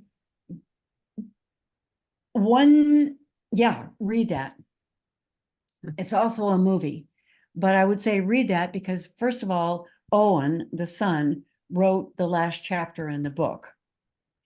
And did he get to stage three and did he move on to grammar? Yeah, he did. So there's a couple of things, of things now. You may not want necessarily to broaden the gestalts right now. I don't know that I think you think you should, but I don't, unless there's a reason to that is really about yourself or your boy, I don't think there's anything about natural language acquisition and all of that that says you should. You know, language stages happen with the language you've got. You don't have to go back and get more unless you're, 18 months old and you don't have very many, possibilities right now. So what maybe would be good to think about would be, are there times that I can imagine this is you, can I imagine that grammar is going to be fun? Can I imagine a time when writing a script from scratch would be fun? If we wrote a script from scratch, not today, but if stage three happens and then stage four happens, could we write our own play? And if so, if you feel that stage three is something that is within the realm of possible, you might want to take, and I feel like I'm quoting this person, in a couple of areas, and maybe without her permission, and I should do this. But the same Molly, who I quoted before, said for her child, the idea of stage three was not just obvious. she said, we are a fairly theatrical family. And stage 3 is like, Chloe. 3 would, is that going to be something that is going to be even appealing in our household? She was saying. And she said, one way we made sure that it was to have less stage 2 excitement and fun. It is exciting and fun. It really is exciting and fun. But she said, grammar is going to be fun too. And by the way, just in terms of the person asking this question, it did turn out to be fun and engaging. And yes, did they turn out to be writers? And yes, they did. They did all of that. But they had to make sure that stage 2 wasn't so dominant that for this individual, the child, that she didn't want to go forward. Now, not every individual has to. I mean, there are plenty of adult GLPs who would say right now, they'd probably be interrupting me and saying, there's nothing wrong with stage 2. There's absolutely nothing wrong. But depending on the age of the individual we're talking about, we do want to give them the opportunity to get to grammar, and then they can make some choices. After stage 4, you can make choices about, I'm going to just call it, what people have said, they're not gestalts anymore that I'm choosing to express myself with, because I know they can be analyzed. This is not language development anymore, but I'm choosing Gestalt language, Gestalt style language as what I love and what resonates with me. And the person that we quoted in our article last year who said that said, I know it's not a Gestalt. I know that. So I'm going to call it a neo Gestalt. That is chosen quotes, chosen inside language I'm going to use with my family and my friends, and everybody recognizes where it came from, and it's fun. So, this is perhaps beyond the scope of what this question was originally. But once an individual does have the opportunity to choose after stage 4 or 5 or 6, they can go back and quote Lion King. They can write a play that's based on Lion King and choose the quotes, choose the songs. So what this Molly, who now I feel kind of guilty that I've quoted her without her permission, but what she said is, in our family, we had to kind of, be a little less theatrical. We were having a lot of fun with stage 2. And we wanted to make it clear that, stage 2 is just a stage. And it did work. It did work. I don't know if I'm even speaking to your question anymore. Yeah, no, you did. You got I think you got right to the heart of it. And yeah, no, I really appreciate that. And I'm sure that this parent does also. This is the 16-year-old person is who he's talking about. Yeah, and I think that goes, I think we finished the last webinar on this concept again of allowing, and and I think all of us, like you said, have this want to help, want to move things along, or want to help them evolve, or get their point across, or whatever as parents we're trying to help with. And it's almost counterintuitive to just allow them to kind of be with where they are for long periods of time, or go back and forth. We have this concept of regression. And yeah, what I got from you last time was just this allowing and this letting them lead was just the way to go. And that's how you find your way forward. Right. And now that I know that this individual is 16, he is, I think you might say, he's making some choices. And like you say, he has had some 3 and 4. And, I think you will enjoy being a part of this group I mentioned about older individuals, because that is something that we all do grapple with when we are in partnership with someone who is making choices. I mean, my older individual who I, talked about within one of the New Jersey Autism Center of Excellence webinars, you know, did make some choices. He did want to do some grammar. He did get to stage 4. It was supported in high school. And then after high school, he said, you know, basically, and he uses texting a lot now. So that's his AAC, if you will. But he uses texting a lot to be creative, but also to like, oh yeah, I know. She just wants to know what I want for my birthday or whatever. And so then there is that choice making, you know, in terms of language later on.